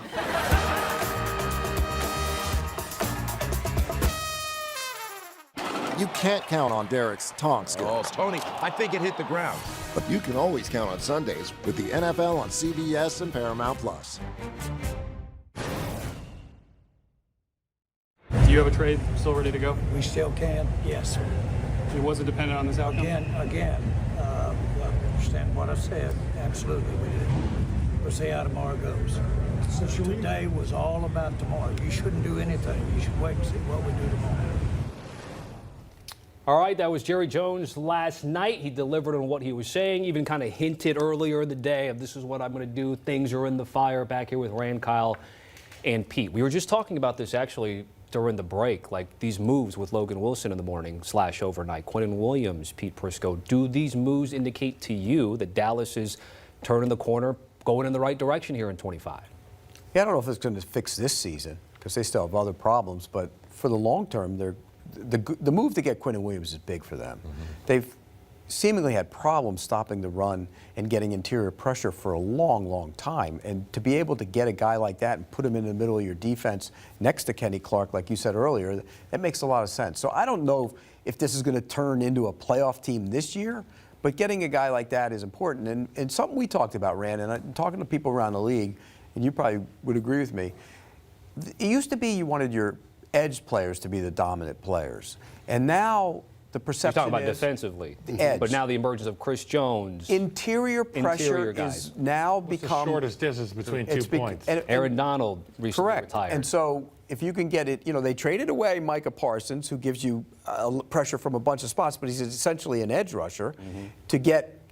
You're getting Quinnen Williams. So now there's a move made with that in mind. And I think more teams are looking at that to get the interior pressure, and then you can scheme them up on the outside. I agree with you. I mean, quarterbacks going to get uneasy when they don't have anywhere to step up in. And what's the thing that we like about Quinnen Williams? His ability to stop the run. You can use that same skill set, not be creative, and dominate the pocket, the integrity of the pocket. That's what messes up quarterbacks.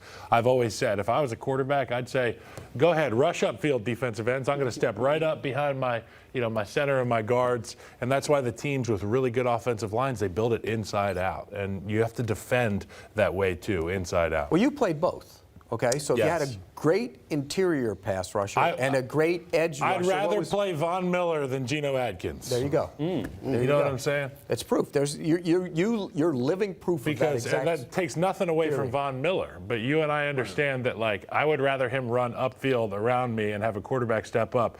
Geno Atkins is within, slapping distance of my quarterback at the beginning of the play. That is priority number one, danger, danger, danger. And not to add to that point, when you have those guys off the edge and you have tackles, you can get the help of the tight end, you can get the help of 100%. The back. And interior-wise, especially if you have a Kenny Clark and a Quinnen Williams, you can only send the center one way. Someone's getting the one-on-one matchup, and they can scheme how they want that to look. But to me, I want to say this about the Dallas Cowboys, and I love Jerry Jones. I think he is a genius. I don't think we give him the credit that he deserves because of all the antics. He created the business of football. And Jerry Jones is a large part in why we're able to do everything that we're doing as it surrounds the NFL. But him making these moves, it creates the illusion of hope. And hope is a hell of a strong emotion. And that's what marketing geniuses do. They create the illusion of hope because after last night's loss, the Cowboys fans had reason to not show up. But oh wait, you do Logan Wilson, you let that drop first, and it's like, okay. And then, boom, here comes Quinnen Williams. And everyone knows who Quinnen Williams is. So guess what's going to happen now? everybody's going to show up to AT&T Stadium because you want to put eyes on it. And all it needs to be is some hope. And to get them through the rest of this season, and like you said, this season could be over. We'll see how they respond. But it's the hope of next year and being able to see it on the front end. Jerry, you're a genius. Jerry, call me, Jerry. Nah, that's not what I'm saying. We buy the new iPhone every year. It does the same thing.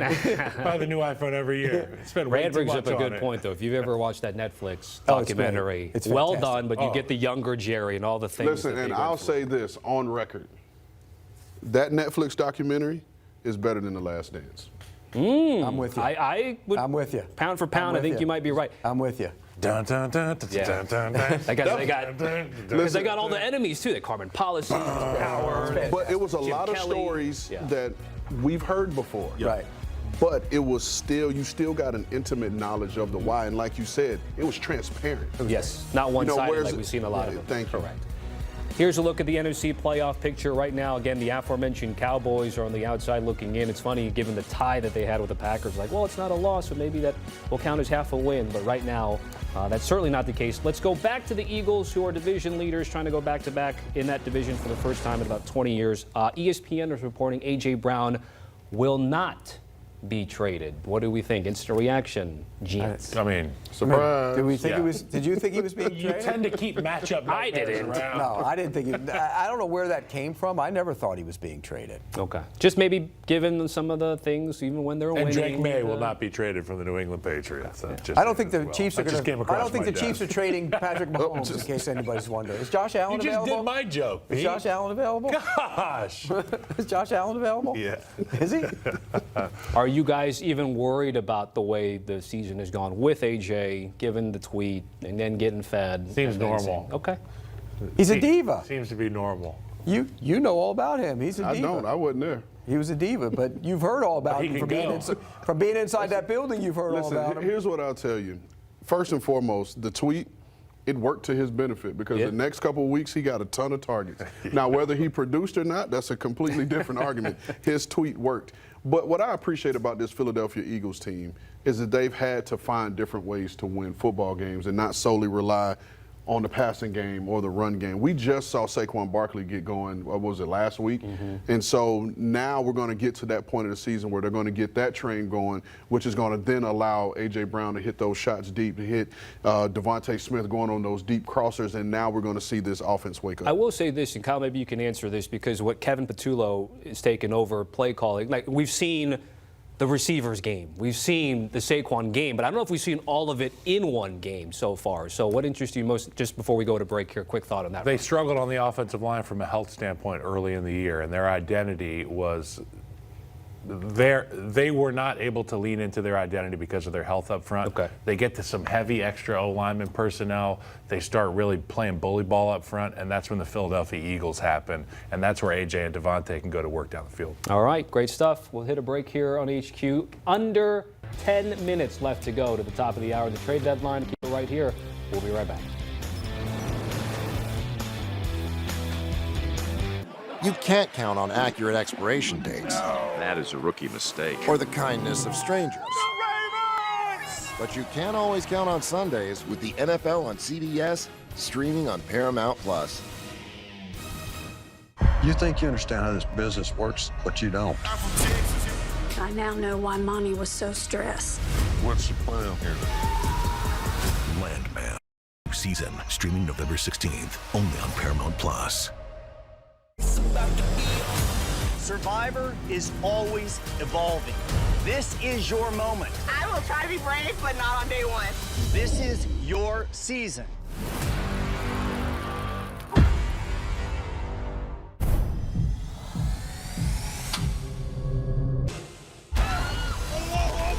זה בקיבוץ? בוא נלך הביתה. Red Alert, now streaming on Paramount+. I'm gonna start. What? You're going to tonight. What are you talking about? Unless you give it what it wants. I want to play. Someone at this law firm knew they were fueling an epidemic. You come forward now, you're just a crazy old lady with no evidence. You didn't see this coming, did you now? Each of you will represent your hometown. It's 15 artists battling to take over the world. I want to put Hawaii on the map, and not just in that little box on the bottom corner. Inkmaster Hometown Heroes. New season, now streaming exclusively on Paramount+. Being on the road, I don't think it's a job. I think it's a calling.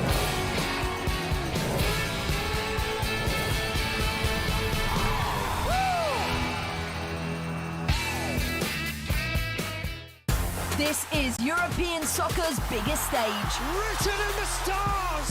What a difference she has made! The question is, can you handle it? Tell me, can you handle it? A crowd here feels electric. Stream every match of the UEFA Women's Champions League on Paramount+. It's so loud in here. Oh man, this is awesome. Oh my goodness, what a performance!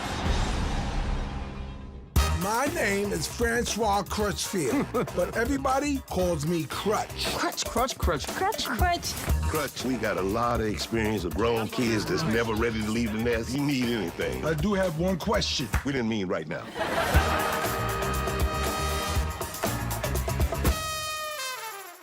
You can't count on Derek's tongue skills. Oh, Tony, I think it hit the ground. But you can always count on Sundays with the NFL on CBS and Paramount+. Just over 5 minutes to the top of the hour, and effectively the end of the trade deadline. But again, some notable trades. We have talked about a lot of these at length. One that we didn't talk about was Rashid Shaheed to the Pacific Northwest. Oh, yeah. Goes from the Saints to the Seahawks, which we just saw what they did to the Commanders in primetime. My question, Kyle, to you is, you have JSN, Mr. on pace for 2,000 yards. Now, Cooper Kupp is eventually going to come back. Just saw Torrey Horton light it up right now. How does Rashid Shaheed fit into this Clint Kubiak offense? Rashid Shaheed. Okay, and that's what we thought the offense was going to be like at the beginning of the season. Guys like me, dummies like me, were like, well, JSN doesn't have burners, like they need in that offense. And Cooper Kupp is, 35 and is always on the bench. But this guy can go like I thought they were going to go early in the season, and they've still been awesome offensively. This is a fantastic complement to that offense. I anticipate him going downtown many times this season. Does it complicate the second and third options for Sam Darnold, Pete? No. This is a guy that's averaging 9.6 per attempt. He leads the league. They're bombers. They're a bombing team, and they get a guy who can stretch the defense. I love this move for Seattle. It makes all the sense in the world. Look, people say, well, what about Torrey Horton? He's starting to show up. Yeah, now you got the three. More the merrier, right, buddy. now you got Like three. pass rushers. And you got tight ends. And you can use play action. They love play action when they put two tight ends on the field. I think this team made a great move. And by the way, people around the league are wondering if they might not be the best team in the league. Listen, I'm going to defend us, Kyle, because I was on the same train as you when you talk about this offense in terms of not having that downfield vertical threat. Having come from this offense in all the years I spent in San Francisco, one of the key components is having that X receiver that can stretch the field. They're going to create ways for the Z to get those, and we're seeing that now with JSN. They're going to create matchups for him and get him the ball in a variety of spots. But now you have that vertical field stretcher. And you mentioned those tight ends. Tight ends are just as much of this passing game in the scheme of this Shanahan system. And so now having that vertical threat, what's that going to do? Is going to make those safeties play deeper. Right? And now it gives you those short to intermediate routes, because a lot of this offense is played within the numbers, and they like to throw the ball within the numbers. And now you have that field stretcher that's going to make those safeties play deep. And then what's going to happen after that? They got the two guys in the backfield. And then now to create that again down the field, the play action, now safety bites.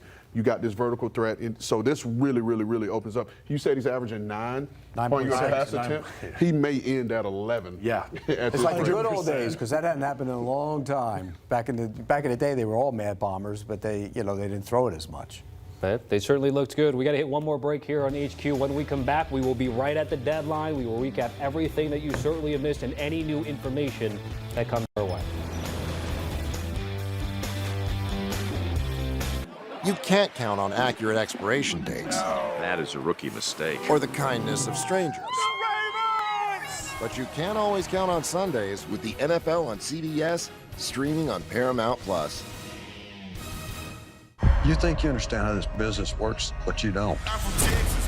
I now know why Monty was so stressed. What's the plan here? Landman, new season, streaming November 16th, only on Paramount Plus. Survivor is always evolving. This is your moment. I will try to be brave, but not on day one. This is your season.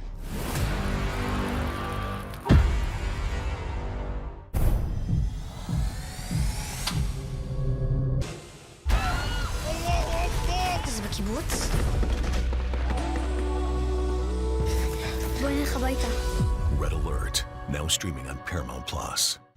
I'm gonna start. What? You're going to die tonight. What are you talking about? Unless you give it what it wants. I want to play. Someone at this law firm knew they were fueling an epidemic. You come forward now, you're just a crazy old lady with no evidence. You didn't see this coming, did you now? Each of you will represent your hometown. It's 15 artists battling to take over the world. I want to put Hawaii on the map, and not just in that little box on the bottom corner. Ink Master Hometown Heroes, new season, now streaming exclusively on Paramount Plus. Being on the road, I don't think it's a job. I think it's a calling.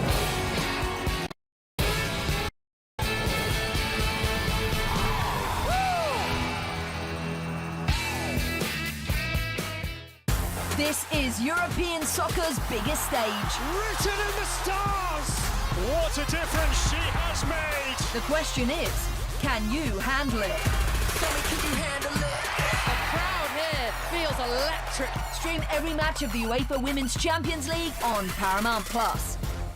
It's so loud in here. Oh man, this is awesome. That power. Oh my goodness, what a performance. My name is Francois Crutchfield, but everybody calls me Crutch. Crutch, crutch, crutch, crutch, crutch.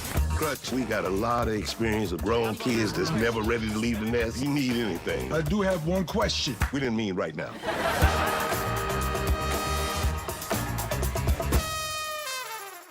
You can't count on Derek's tongue skills. Oh, Tony, I think it hit the ground. But you can always count on Sundays with the NFL on CBS and Paramount Plus. We've got breaking news, top of the hour. NFL trade deadline has passed, but right before the deadline, ESPN reporting Saints are trading offensive lineman Trevor Penning to the Chargers, per a source. So we do get at least one deal in at the deadline. Back here with Rand Carthon, Kyle Long, and Pete Prisco. I'm Tommy Tran. We also have our NFL insider Jonathan Jones on standby. Guys, what do we think? Rand, I'll start with you. Penning to the Chargers, who have no Slater, no Alt. I mean, it's a solid pickup for him. I'll say I don't think it's earth-shattering or earth-moving at this point. And if you look at what the Saints have done and how they've gone about addressing they always draft a year ahead of a need. And so this was a way that they could move on. And for the Chargers, you need tackles, and there are not very many battle-tested tackles at this point. So solid pickup. I think it's a really solid pickup. And I mean, they've got two elite tackles in Los Angeles, but they ain't on the field. So get somebody who can give your guy, Justin Herbert, a little bit more time, a little bit more confidence, because we've seen when he is protected or has the illusion of protection, he plays like an MVP type quarterback. But I think it's going to indicate that the Chargers are going to lean into the running style of football that they've, the Jim Harbaugh regime has been known for. To your guys' point then, and sorry, Pete, I didn't mean to cut you off, but did the Alt injury maybe complicate an effort to get someone like a Breece Hall, because they've had so many injuries, and Najee Harris, Amarian Hampton on IR? Do we believe in Kamani Vidal? I mean, what do you think in terms of the Chargers, given everything we talked about? Good team, playoff team, but are they a contender Super Bowl team? Not the way they're constructed right now without those offensive linemen, and Trevor Penning isn't fixing it. He's better than what they have, but here's the thing about Trevor Penning. The Saints moved him to guard.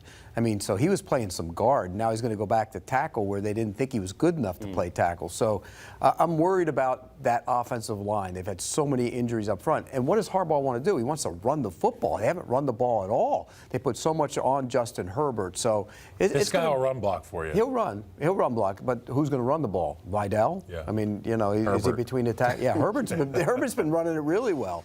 So I am concerned about that team. To me, I don't think they should have traded for a running back because you spent the first-round pick on Omarion Hampton, and hopefully he'll be back at some point, and you don't want to crowd the backfield and crowd his development because he was running the ball well before he got hurt. He was really starting to emerge, and for everything that Kamani Vidal is not, he's been solid in that role. And if you look at their stats on the season, Kamani Vidal and Omarion Hampton both have 66 carries on the season. I think, if my memory serves me correct, Hampton has 324 yards rushing. Vidal has like 309, and they're right there together in terms of the production that they've gotten out of both of those backs. So you just got to hold on a little bit longer until Omarion Hampton. The Chargers are lucky, though, and you know this, being around the league, and you know this from being a GM and as a player. You don't find even backup offensive linemen. You don't see those guys traded. They're hard to find. Backup offensive lines in this league are awful. So you get a guy that's capable of being a backup. If he's not starting maybe next year, then why not go get it? But I think that's actually a pretty good move for the Chargers for the future. Rand, just give me a quick thought on New Orleans. We talked about, teams that are offloading like the Jets. I know we don't have to spend too much time on New Orleans, but again, young quarterback, new head coach. What do you think about the Saints now post-deadline? Well, I'll say young in tenure because he is 26, about to be 27, so he's a little bit older, longer in the tooth as than most young quarterbacks. But this is a move for the future in terms of them moving on from Rashid Shaheed, being able to get a pick in next year's draft and not having to wait to get a compensatory pick for a guy that's on an expiring contract. And hopefully you see them lock up Chris Olave for the foreseeable future to give those quarterbacks, whomever, whether it's Tyler Shuck or a draft pick, the opportunity to grow with some playmakers. It's also a sign that the Saints have finally said, we're not pushing out money again and again, and it's caught up to them. Two things always catch up to you in the NFL: age and the cap, and both have caught up to the Saints. Listen, I'll say this: it has, but Kai Harley is a magician because every year we say, I don't know how the Saints are going to get out of this situation in terms of the contract, and then they do. And they still have the money in their operating budget to sign guys throughout the year. Look at the roster. Yeah, that's how you get out of it. But again, you still got to massage all that and get it up under the cap. And somehow, every year, they figure it out. A win for the Saints this year looks like patience in your new head coach, developing a culture, and setting the table for whoever it is to play quarterback for that franchise. Right. And I think that they're getting that done. And I'll say this real quick, and I know we got to move on. What you just said, true.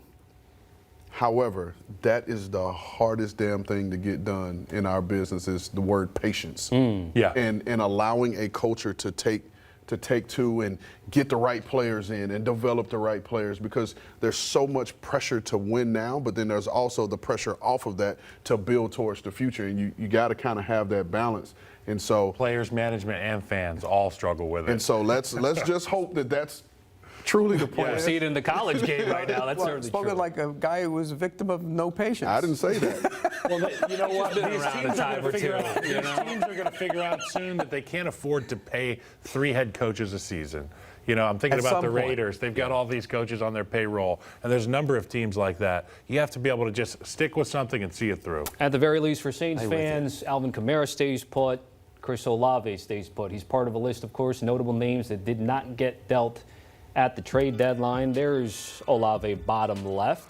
Notable veterans staying put. Now, we've tackled a lot of these. Actually, we haven't talked too much about David Njoku, but that's more linked to what Green Bay is dealing with. The big one, of course, too, that we've mentioned before, Pete, was Jalen Waddle. Given everything Miami is going through at the moment, no Tyreek Hill. Jalen Waddle is certainly an asset that people would like to have, but it never makes sense for him to ever get more. I think the price was too high. I think people called on him and they found out that they wanted a 1 and something else for him. And come on, that's just too much for Jalen Waddle. I talked to a couple teams this week who said, we like Waddle, but he's a small inside slot receiver. That's not exactly you give away 1s for that. So I think there was some concern on him being worth the number 1 and plus. And if they had gone down to a 2 or 3, I think you would have had a market for Jalen Waddle because he's a good player. I'll take it a step further. I think this was, first of all, I never thought they were going to move Jalen Waddle. That's first and foremost for me personally. But when you have an interim GM, who's making the decision? especially on a player like this. Champ, yeah. Is it Champ Kelly? Is it Stephen Ross? Is it Garfinkel? Who's making this call? Because you have to make the decision in the right now for the future. And you don't know if Champ Kelly's going to be a part of the future as the full-time GM. So who's actually making that call? That's, to me, that really complicates things for you as you're trying to build your team. And I just think about what Pete was saying. You don't let these good players go. And if you're the Dolphins, and with so much uncertainty and so many clouds, in your area about what the future looks like, grab onto and lock down the guys that you think are going to be part of that core of the team. And he's a good part of the culture. They let a lot of guys who aren't a good part of the culture go. And so you're going to be trying to rebuild it with a new coach after the season. You want players that care and are good, productive players. You can't trade them all away. You got to have some young guys on that team. Let's bring in JJ. Jonathan, jump in here.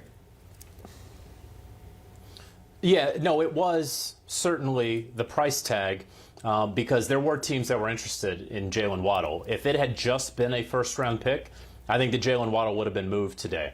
But that's always sort of the give and the take, right? It was a first-round pick and then some, which I've been told it was a first and a third.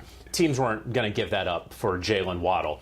But then also, sometimes you set the price so astronomically high because you know that you don't want to get rid of the player. And sometimes that's sort of a signal to the player, maybe the player's representation, just how much we value you, just how much we love you. Here, we don't want to part with you. And so not a huge surprise because of the price tag. It also, and I think Rand just made this point, it did not make sense for the Miami Dolphins, down Tyreek Hill, not just this year, but probably for forever, to part ways with Jalen Waddle when he's going to be their number one receiver for the rest of this year and next year. So it was about price and who's calling the shots. Is it interim GM Champ Kelly? Was he empowered and entrusted to shape and chart the course of the future of the Miami Dolphins after just joining the program 9-10 months ago, being in the job for 3.5 days? That did not make too much sense. Meanwhile, Bradley Chubb, he's sticking around. A mild surprise, I guess. You probably thought that they were going to rid themselves of one pass rusher. They ultimately did, getting a third-round pick for Jalen Phillips and paying for that. I would not at all be surprised, though, to see the Dolphins cut Matthew Judon at some point, and then he ultimately signed somewhere. JJ, thank you. Let's stay in the division. Another notable name that did not move, and we've talked about it, is Breece Hall. But, Rand, I want to, since we're now sort of in a moving forward type of lens right now, contractually extending Breece Hall now that he's still a Jet, just take me through some of the thought process and machinations here. Well, if I'm Breece Hall's representation, I'm getting those guys on the phone tonight. Hey, listen, where are we in terms of getting a deal done? We need to start having these conversations because I'm sure people called, and whether, obviously the organization has to get the right price to move on from them. But contractually, it's up to the agent, it's up to the player to secure their future that way. And if I'm the Jets, like, hey, you not trading me says that I'm a part of your future. All right, where's that commitment at now? Let's start these conversations. Let's get the ball rolling. Because like we talked about, you just got rid of two key components on your defense and your entire team, and you're saying that you want Breece Hall around, at least for the rest of this year, possibly for the future. Let's lock this up and let's show this locker room that you're committed to your guys. Show me the money. That's what Breece Hall's got to say.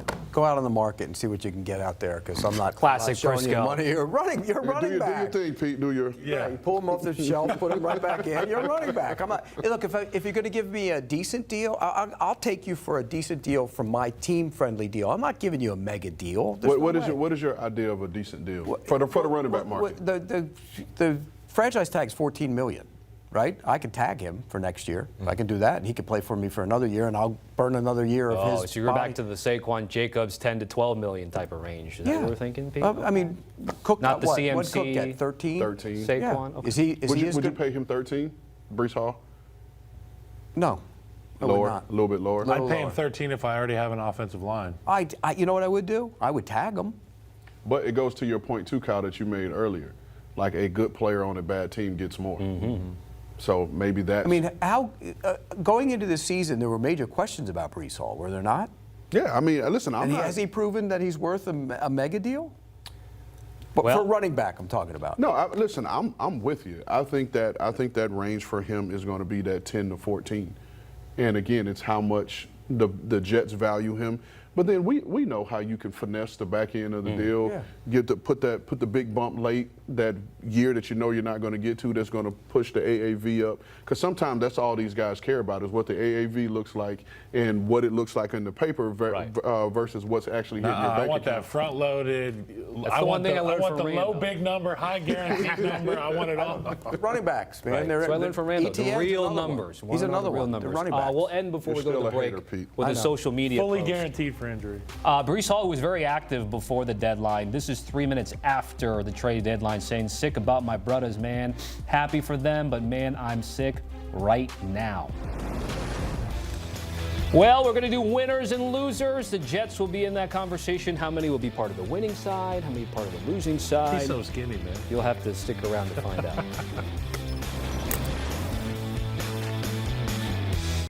Can't count on accurate expiration dates. That is a rookie mistake. Or the kindness of strangers. But you can always count on Sundays with the NFL on CBS, streaming on Paramount Plus. You think you understand how this business works, but you don't. I now know why Monty was so stressed. What's the plan here? Landman, new season, streaming November 16th, only on Paramount Plus.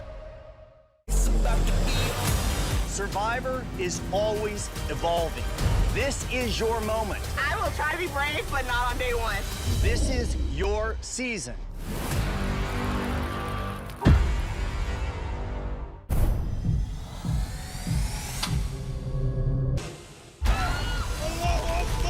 בקיבוץ? בואי נלך הביתה. Red Alert, now streaming on Paramount Plus. I'm gonna start. What? You're going to die tonight. What are you talking about? Unless you give it what it wants. I want to play. Someone at this law firm knew they were fueling an epidemic. You come forward now, you're just a crazy old lady with no evidence. You didn't see this coming, did you now? Each of you will represent your hometown. It's 15 artists battling to take over the world. I want to put Hawaii on the map, and not just in that little box on the bottom corner. Inkmaster Hometown Heroes, new season, now streaming exclusively on Paramount Plus. Being on the road, I don't think it's a job. I think it's a calling.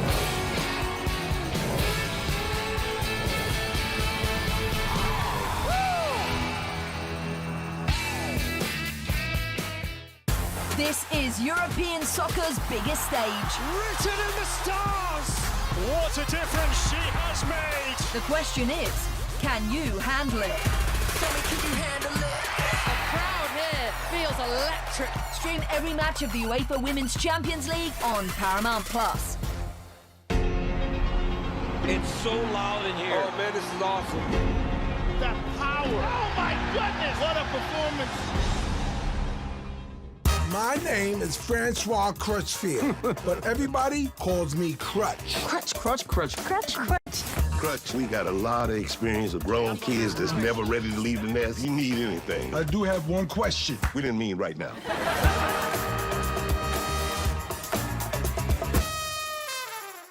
You can't count on Derek's taunt skills. Oh, Tony, I think it hit the ground. But you can always count on Sundays with the NFL on CBS and Paramount Plus. This could be the greatest opportunity in my life, and it comes with danger.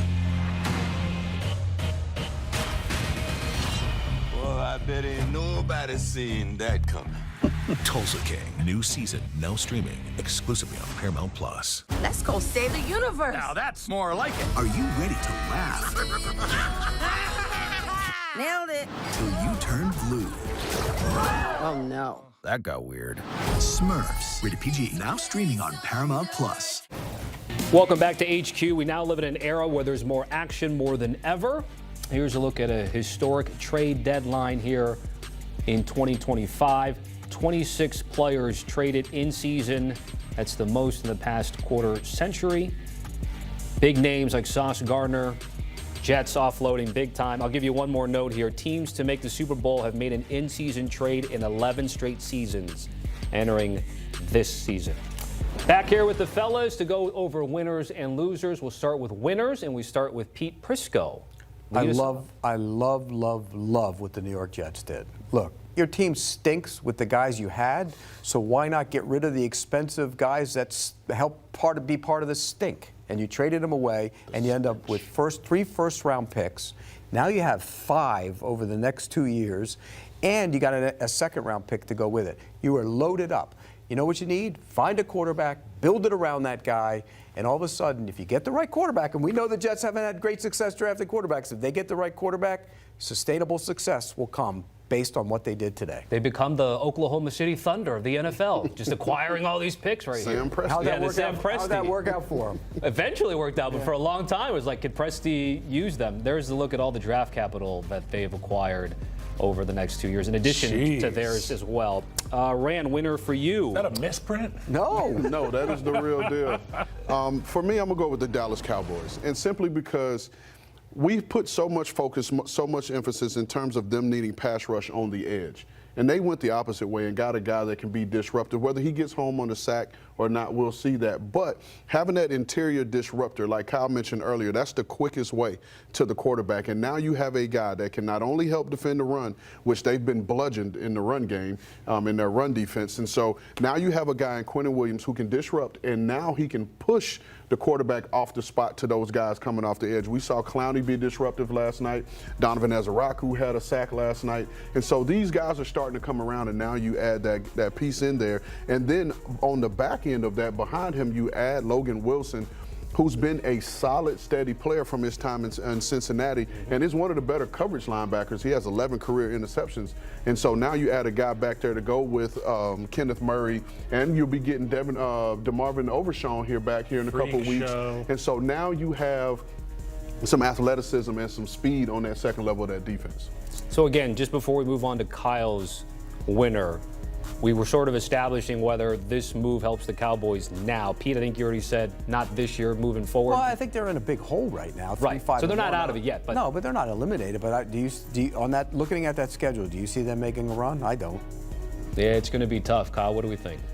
Not making a run, but I'll tell you what, they got better as a football team. Yeah, they did. Jerry Jones wasn't lying. Nope. Yeah, and again, that strong emotion of hope. You're right. Good call on that one. Kyle, your winner is? My winner is the Seattle Seahawks. Now, this is a team that has shown up in just absolutely Mike Tyson teams all season long. I mean, they've bludgeoned football teams, and they're going to get better on the defensive side of the ball. Sam Darnold has looked the part all year. JSN, incredible. And now they add Rashid Shaheed, and he gets the opportunity to run by a lot of defenses. And with all the threats underneath for this football team, Clint Kubiak, you and I both know Clint Kubiak, he wants to go downtown with it, but he doesn't. Yeah. He hasn't had the express train in his huddle. Now he gets the express train in Rashid Shaheed. I would say change the number, though. 22, that looks terrible. Bad number. You're going to see 22 in Seattle. But this team, who has been one of the biggest surprises of the football season, gets even better. And I think it's going to be awesome for this team. They won the trade deadline. Yeah, we looked it up. No single-digit numbers available for Shaheed if he's trying to get that done. Yeah, there's probably something in the 80s. He's not going to want that. No. Nah, not at all. This is not 1989. Not one of Steve Largent number. Is 22 a good number with for these receiver? kids? I don't know, man. You just never know with these. They can go all over the place. All right, let's go losers now. Kyle, we're going to go right back at you. Indianapolis Colts. Yep, the Indianapolis Colts. And, I mean, 2 first-round picks for Sauce Gardner. I mean, I have a hard time thinking that that's the right move. Look, I understand that your back's against the wall as a management, and you need to prove to this fan base, you need to prove to this team that you're willing to do whatever it takes to go win this division, go have a shot at a playoff run. But this ain't it. 2 first-round picks. You're robbing Peter to pay Paul, right? Is that the phrase, Pete? And that, to me, spells loser. Robin Peter Prisco. Robin Peter right. Prisco. Don't you dare. We got to find a Paul now to pay. My brother. Yeah, there you go. Brother. There you go. Still have 2 losers left to go. We'll Ray, do the Robin, by the way. I'll come to you. Who's your loser? I'm going to go with the Pittsburgh Steelers. And for me, it's the simple fact I would have loved to see them target Jacoby Myers. And I thought he would have been a really good complement to DK Metcalf because to me, he is an upgrade over Roman Wilson. We know Calvin Austin can be a viable threat in the slot, but he's a little guy. And now you would have given Aaron Rodgers a bigger target who is going to be a crisp route runner, who's going to be where he's supposed to be and catch the football. And then that allowed DK to open up things downfield. I would have loved to see that addition to the Pittsburgh Steelers offense. Pete? Buffalo Bills. In large part because I think what Seattle did to get the speed in their offense, the Bills needed to do. I would have gone out and got Shaheed if I were the Buffalo Bills. I would have made that happen and added him to the offense because he's a field stretcher. And I know they always say we don't need a number one wide receiver, and Shaheed's not a number one wide receiver. He's a complimentary guy.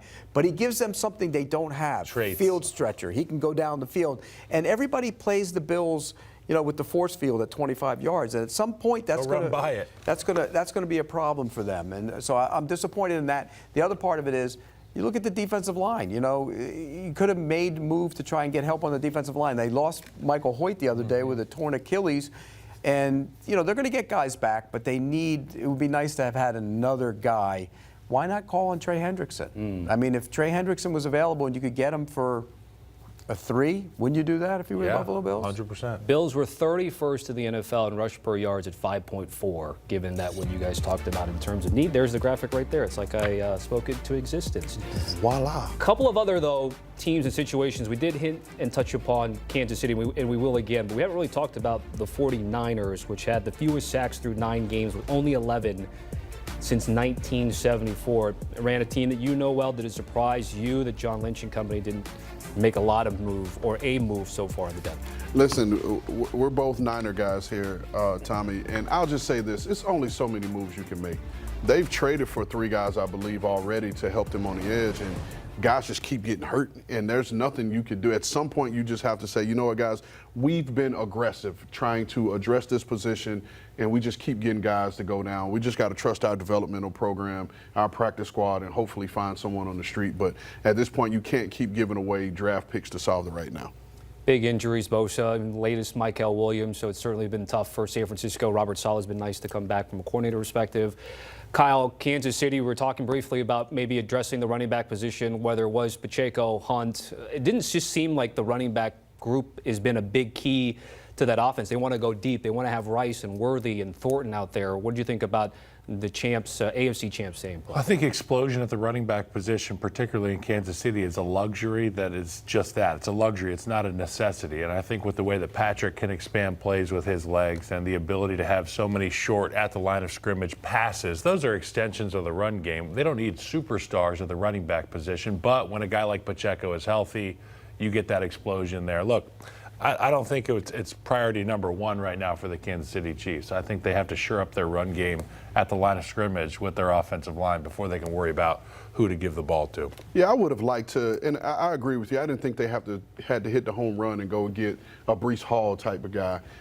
But I do think they need to address that running back position because Patrick Holmes is the 3rd leading rusher, and he's only 44 yards away from the leading rusher, and that guy has 31 more attempts than Patrick Mahomes. And so anytime Patrick Mahomes is that close to being your leading rusher, that lets you know you have an issue there, and that position needs to be addressed. But like you said, it doesn't have to be the home run hitter because in all their success they've had, they've never really had the home run hitter. You just need that guy that's going to be there to get those 12 to 15-yard runs or keep you ahead of the chains, which makes that offense even more dangerous. Well, they do have the rookie, Smith. For sure, he can play. Yeah, and I think as he gets going a little bit more, I think he's going to become a bigger part of the offense. And you know, he can run inside the tackles. He's got the ability. But you have to remember, even with him, he is a converted receiver who's in his 2nd year playing running back, and that's at the pro level. Yeah. Now, where I like him is in that old Jet McKinnon role. You bring him in 3rd down, those option choice routes. Like, to me, I don't think there are going to be very many linebackers that can cover him once he gets more comfortable. And he's got to be able to Jet McKinnon, that was a good drop there. He's got to be able to pick up the blitz, too, which I don't think he's been great at yet. Yeah, they even flirted with Clyde Edwards-Helaire last week about getting him back on. That was desperation. That was desperation. They're going to bring Pete in. He could play running back. You find him anywhere. You know that. Find him anywhere. Quarterback, Pete Prisco. A recap of today's NFL trades if you missed it. Again, we didn't really talk a lot about Joe Tryon-Shoyinka, but there we go. Some of the big names with Trevor Penning right before the deadline at 4 p.m. Eastern. A reminder about the NFL on CBS. There's a look at the early slate, 4 games. Normally we've had doubleheaders in the late window, but just one this week. Cardinals and Seahawks, CBS, and streaming on Paramount+.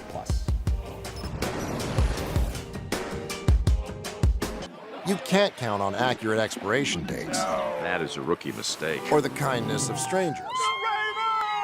But you can always count on Sundays with the NFL on CBS, streaming on Paramount+. You think you understand how this business works, but you don't. I now know why Monty was so stressed. What's your plan here? Landman, new season, streaming November 16th, only on Paramount+. Survivor is always evolving. This is your moment. I will try to be brave, but not on day one. This is your season.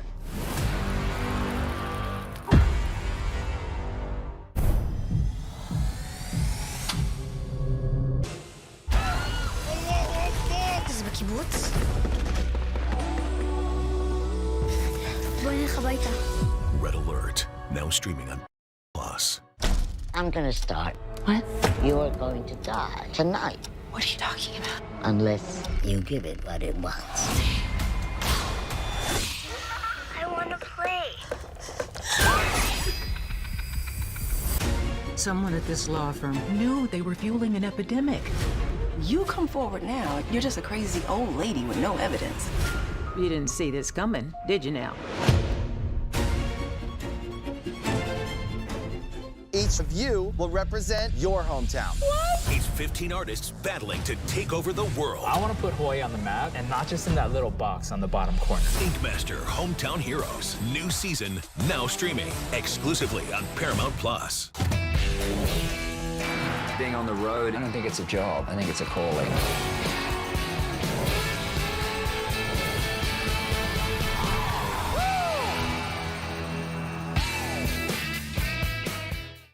This is European soccer's biggest stage. Written in the stars! What a difference she has made! The question is, can you handle it? Tell me, can you handle it? The crowd here feels electric. Stream every match of the UEFA Women's Champions League on Paramount+. It's so loud in here. Oh man, this is awesome. That power. Oh my goodness, what a performance. My name is Francois Crutchfield, but everybody calls me Crutch. Crutch, crutch, crutch. Crutch, crutch.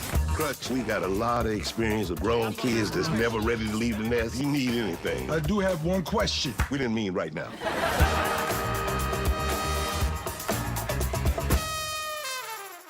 You can't count on Derek's tong skills. Oh, Tony, I think it hit the ground. But you can always count on Sundays with the NFL on CBS and Paramount+.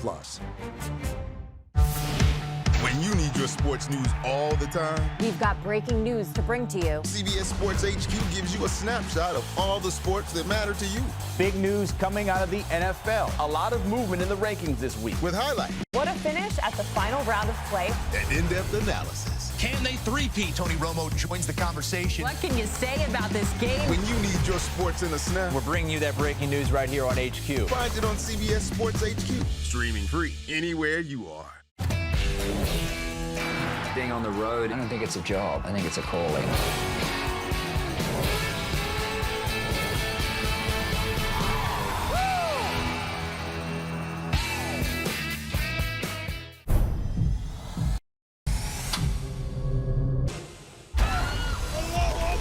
זה בקיבוץ? בואי נלך הביתה. Red Alert, now streaming on Paramount+. NFL Power Rankings presented by Geico. Switch and save. Get more with Geico. There's a new number one in Pete Prisco's Power Rankings this week. Colts held the spot a week ago in the penthouse. They moved down to 7. And the idle Tampa Bay Bucks are your new number one. Now, halfway through the season, Pete Prisco's put 3 buckets in here. Best off the bye, Super Bowl contender, and then playoffs loading. You can check the full article on CBSSports.com, but we're going to break it down right now, Kyle Long and Rand Carthon. What's the matter? Looking for somebody on there? That's crazy. Who are you looking for? You knew I was going to be on here, right? Who are you looking for? That's crazy. Who You know looking who for? I was looking for. Where are The they? number 16 team, the Chicago Bears. Yeah. They're on their way. Yeah. Playoffs loading. Okay. Really? Buddy. Dial-up internet loading? Or Yeah, 56K, 56.6K. This thing takes forever. Well, hey, Tampa Bay Bucks, have you ever put an idle team on a bye week at number 1 before? That's crazy. There was a lot of crap that lost last week, didn't you? Think about it. 1, 2, and 3 all lost last week, every single one of them. So when they lose, you fall down. And so you got to put somebody up, and I put the Bucks back up. I think the Bucks. Look, you know I've been a big believer in the Bucks the entire season. I don't think we've seen the best of the Tampa Bay Buccaneers. True. They're getting guys back, and when you get guys back, the offense has played the entire season without the right tackle, without the right guard. You look at the pass receivers; those guys have been in and out of the lineup. They're all coming back at some point. They haven't had Bucky Irving, and so when they get this whole group together, that offense is going to be dynamic. So I think they're still good right now. They're going to be even better. That's why I put them in this number 1 spot. 8 to 11. Broncos, Packers, Chiefs, Lions. Is that closer than, like, is that like kind of a jumble? You just reach in and grab one and you have them ranked, or you really think the Broncos are better than all three of those teams? I think right now the Broncos are better. I think, look, number 11 up is where I think you can get that's the real contenders to me. Because don't you think when you go down, the Chargers, the Vikings, Jaguars, I mean, all those teams have issues, even the Bears. But you go from 11 up, if you count the Lions, I think they're a legitimate Super Bowl contender. So I think that's where all the contenders really are. Yeah, because, I mean, the Broncos' defense is elite. I think we all know that. But to me, the difference between 9, 10, 11, and 8 is the trust factor in the quarterback. Quickly, Pete, if the Chargers still had Alt, would you put them in that bucket? If they had Alton Slater, I certainly would put him in the bucket. Yeah, I mean, they're not going to have both. I just think when you watch them, it's so haphazard now without their line. I should have prefaced this, too. This was before the trade deadline. Yeah, the trade deadline didn't change it. Okay, so Seattle is your number 3 team, given off their performance against the Commanders, and boy, they look good so far, especially in those throwback uniforms, too. I said this earlier. People around the league think Seattle might end up being the best team right now. I mean, on their way to being the best team in the league. The only thing, and it's the only thing I see that could absolutely ruin their chances is if Sam Darnold somehow turned into the old Sam Darnold, and I don't see it happening. I think he's beyond that. Sam Darnold, look, last year for the Vikings, he was great. And then he had those 2 games at the end of the year where he turned into Sam Darnold. And you were wondering if that was going to be who he was. Well, he's proven this year that's not who he is. Well, no, I'm just saying, I'm just waiting on your saying to come out. You are what you are? Pumpkin. Yeah. But maybe he also always puts Baker at this tier and everybody else like a Geno Smith, a Sam Darnold. Well, Geno Smith has showed who he is, right? I mean, you are what you are. But they made the right decision by getting Sam Darnold, letting Geno Smith walk. I don't think there's any question about that now. So you have your doubts. He has his doubts. No, he was waiting. He was waiting for you to be on brand and say that you would have doubts about Sam Darnold. Do you have any reservations that he might become Sam Darnold at some point? No. He is Sam Darnold. What do you mean to become Sam Darnold? The old Sam Darnold. Okay, I got you. Well, all I'll say is this. Last year in the regular season, we're seeing what we saw. We're seeing right now what we saw in the regular season last year. Yes. And when it mattered most. The last 2 games. Yeah. Right. And so, will we see that? I don't know. But I will say the thing that you do have reservations. No, I do have some reservations because I'm going off of what I've seen. Right. But what I'm saying, what makes this Seattle team even more legit is that defense. Ooh. And this is a really good football team that plays complementary football, and they're very well coached. I love Mike McDonald and what he's doing there.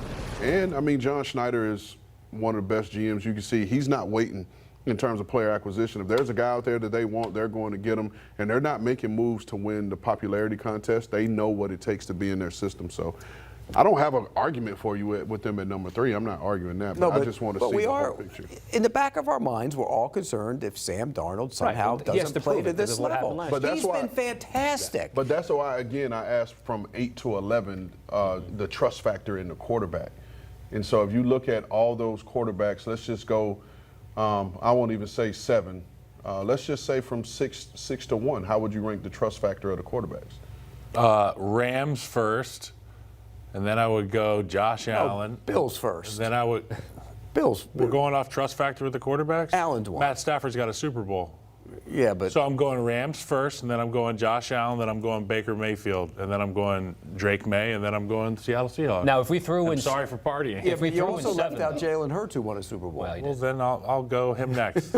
But if we threw in 7, how disappointing was the Colts against the Steelers? And, Well, and Daniel that Jones? goes back to the theory on Sam Darnold. I mean, There's his quote. Daniel Jones, was that a one-off of the new, improved Daniel Jones, or is that the start of Daniel Jones turning into Daniel Jones? I mean, it's a legitimate question. No, it is, and I think it's a one-off because I think as a whole they got away from who they are. Correct. They didn't turn around and hand off the football to Jonathan Taylor because, in my opinion, I thought they felt like they were going to outsmart the Steelers and throw at that secondary that had been struggling instead of sticking to what you do best, which is feature Jonathan Taylor. I agree. 4 carries in the first 3 drives is inexcusable. He should have 4 carries on the first play. Yes, yeah, I agree. I agree. Lastly, the Jags, nail-biting win over the Raiders, coming in at number 14. Well, they're the number 7 team right now in the playoffs. They would be in. And no, look, the injuries have really crippled them. It wouldn't surprise me if C.J. Stroud plays this week, the Texans beat them, and they'll fall back down. But I just think that they've been hit by injuries so much. But Myers should help. But you know what? Defender alert? That's a Frisco defender alert. Hey, believe me, I'm as big a critic of that quarterback right there as anybody, and he played pretty good the other day after that terrible interception. I'll say this, and you brought it up, C.J. Stroud and his availability this week. That's something for us to watch because it's really, you know this, it's really hard for you to clear concussion protocol in 1 week. It's hard. Unless you're like me and do a terrible baseline test so That's that what the you smart can just ones pass everything. But we thought he got smarter after the concussion. Hey, man, when we were watching that, we didn't think it was his concussion. We thought it was his shoulder, yeah. and it was a concussion. By the way, the schedules, if you look at them over the course of the rest of the season, the Colts schedule is brutal, and the Jaguars schedule is actually softening up. So about a keep game an and a eye half on that. difference in the standings. Let's wrap things up quickly here with the back half of these tiers. Here's the I don't know, Jim. I don't know, Jim. And then the Jeff Fisher, which is mid, which used to be 8-8. I don't know what you do in a 17-game That's the Mike Tomlin season tier. here, but Oh, there's a shot fired. Wow. Am I wrong, dude? And then down bad and dumpster fire, which we've seen these teams in the dumpster fire category off sell, and then the Cowboys What about that buy. team? What about that team at 32? Anybody want to comment on that team? Nobody speaking up? Check out the full article at CBSSports.com for Pete Frisco, Kyle Long, Rand Carthon. I'm Tommy Tran. Check them out. We'll see you next week. No, we're not. We're going to talk Cowboys. So, did you buy in? Again, they're down bad, but these moves that they've made, are they back up off the mat? No. Hope. Okay. No. Hope it. for the future, but not hope for now. That was so well said. That was well said. That is. That's It like really the Scorsese cinema. Yeah, that's It's it. there with Jerry. Okay. Now we can wrap it up. Jerry Jones on line 1. Yeah, Rand's interested. Will McClay, you're doing a hell of a job, man. He is doing a hell of Keep a it up. job. Will McClay's good at what he does. Great at what he does. Yes, he is. Guys, certainly appreciate it. Again, check out CBSSports.com for the game day recap. Hey, that's us. That's you guys. With Danny Cannell from time to time. Danny Cannell. Making should his do rounds. Sundays at 8:20. Pop up with Danny. Yeah, Danny should be on there once in a while. You can't count on accurate expiration dates That is a rookie mistake. or the kindness of strangers. But you can always count on Sundays with the NFL on CBS, streaming on Paramount+. You think you understand how this business works, but you don't. I now know why Mommy was so stressed. What's the plan here? Landman, new season.